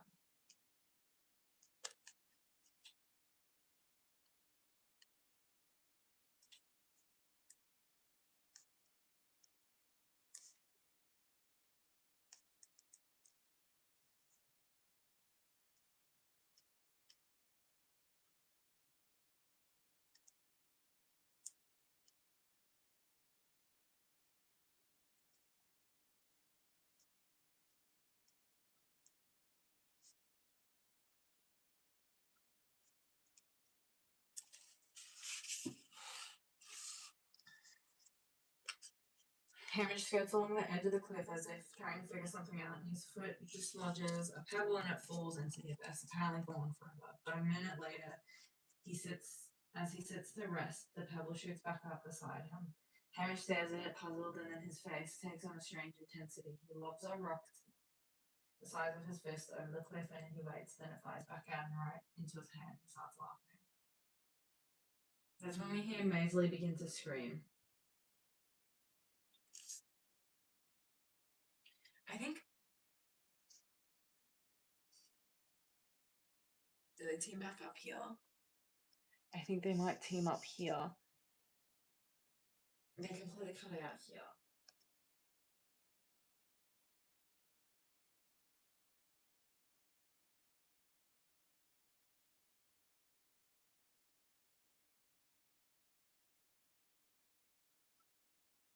I'm trying to remember when Marie dies somewhere around here. They completely cut it out.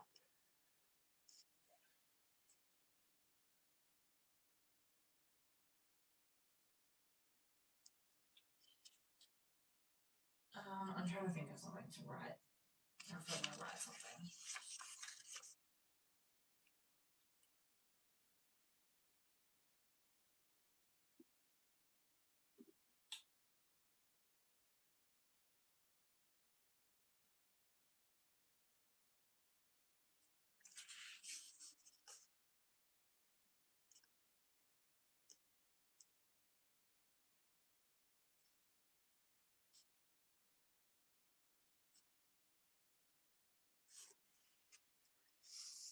That's when we hear Maisley begins to scream. The illness is over and she broke it off, so no one can blame him for ignoring her.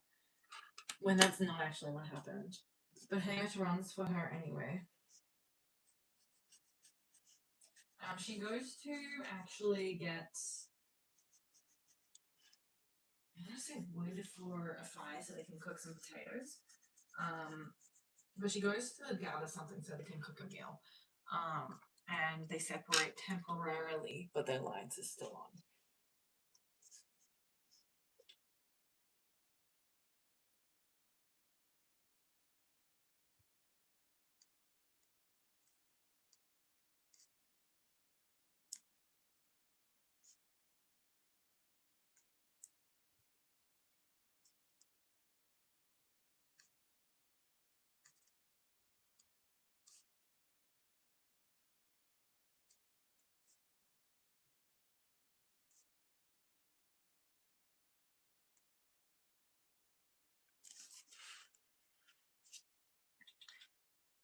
He arrives only in time to watch her.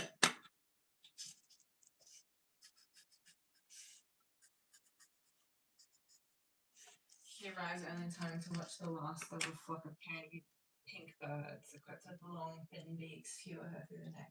He holds her hand while she dies, and all I can think of is Rue and how I was too late to save her too.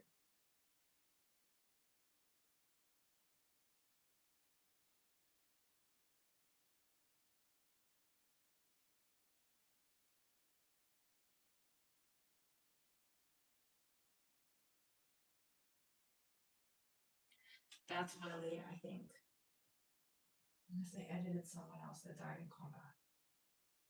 And that one is Marit. Because for a second I thought they edited Ampet to die.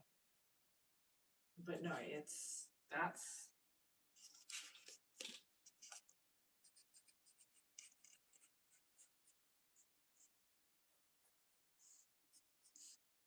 Hey, I'm gonna write down that Hamish lost his sister. Kind of like Candace lost her sister in the arena.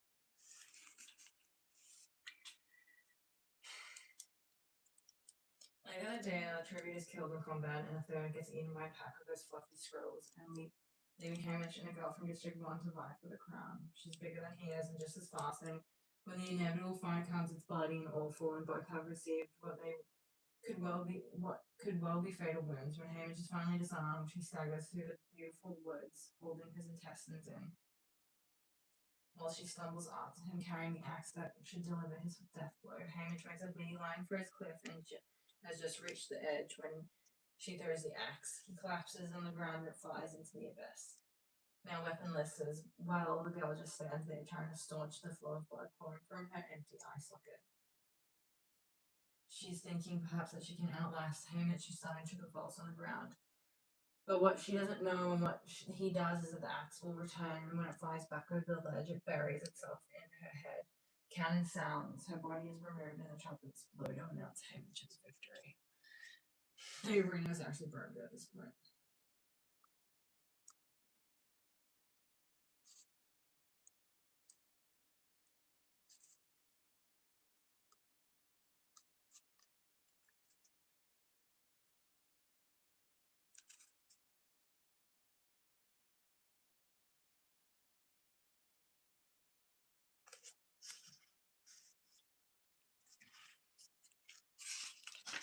Very close to being done with this chapter.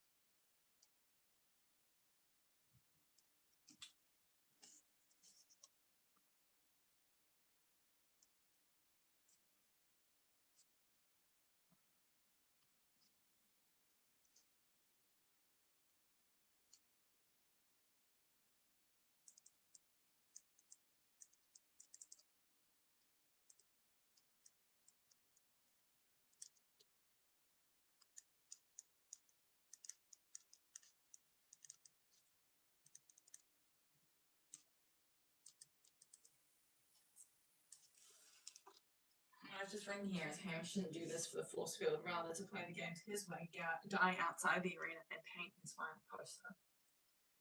Peter clicks off the tape, and we sit there in silence for a while. Finally, Peter says, that force field at the bottom of the cliff, it was like the one on the roof of the training center, the one that throws you back if you try to jump off and commit suicide. Hamish found a way to turn it into a weapon.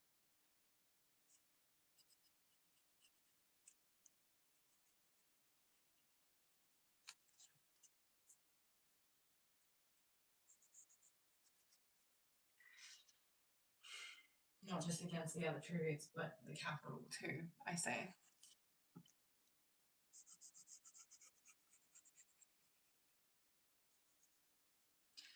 You know, they didn't expect that to happen. It wasn't meant to be a part of the arena.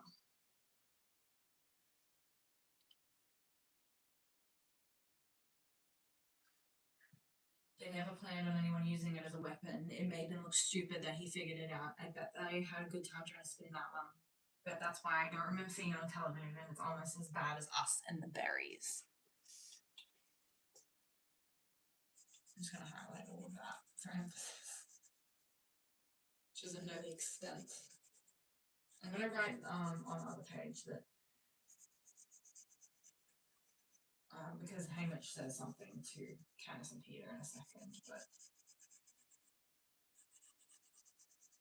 I'm gonna write at the end of that Candace and Peter don't know the extent of what the rebellion actually was.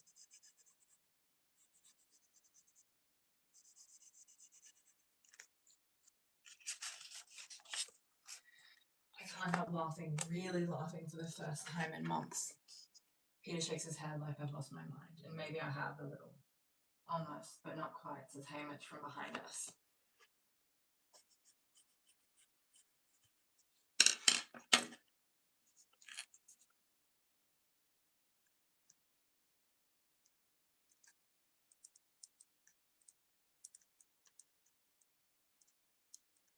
Susan Helen sure knew the extent of what she was talking about.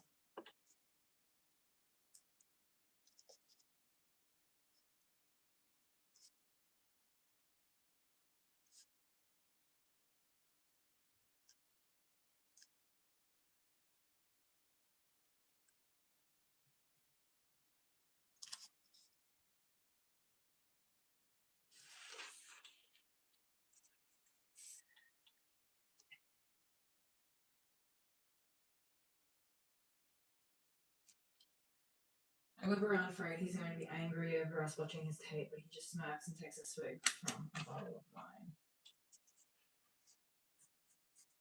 Because he knows the truth.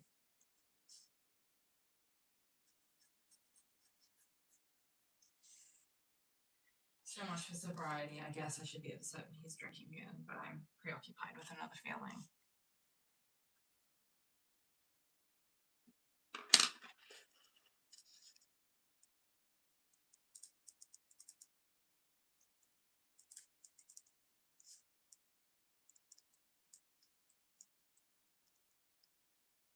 But Hamish knows everything.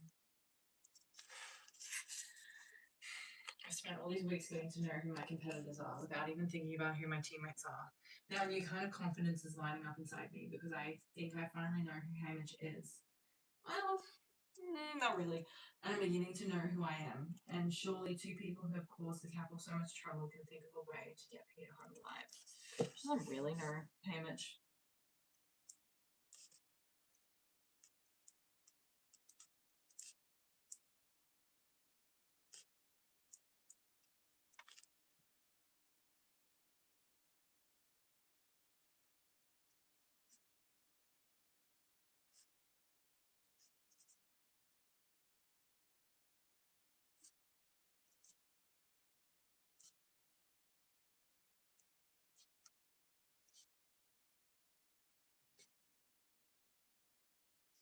But she's close enough.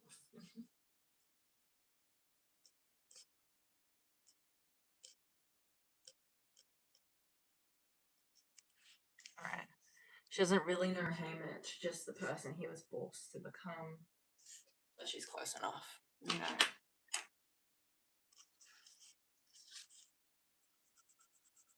I'm gonna just underline I think, like the way how she says I think. Because she thinks, but she is proven wrong. She doesn't actually know anything. Chapter 15. We're not going to do chapter 15 today, but we are going to do chapter 15 and 16 in or on Thursday at 10:30 p.m. Australian Eastern Standard Time, so stay tuned for that.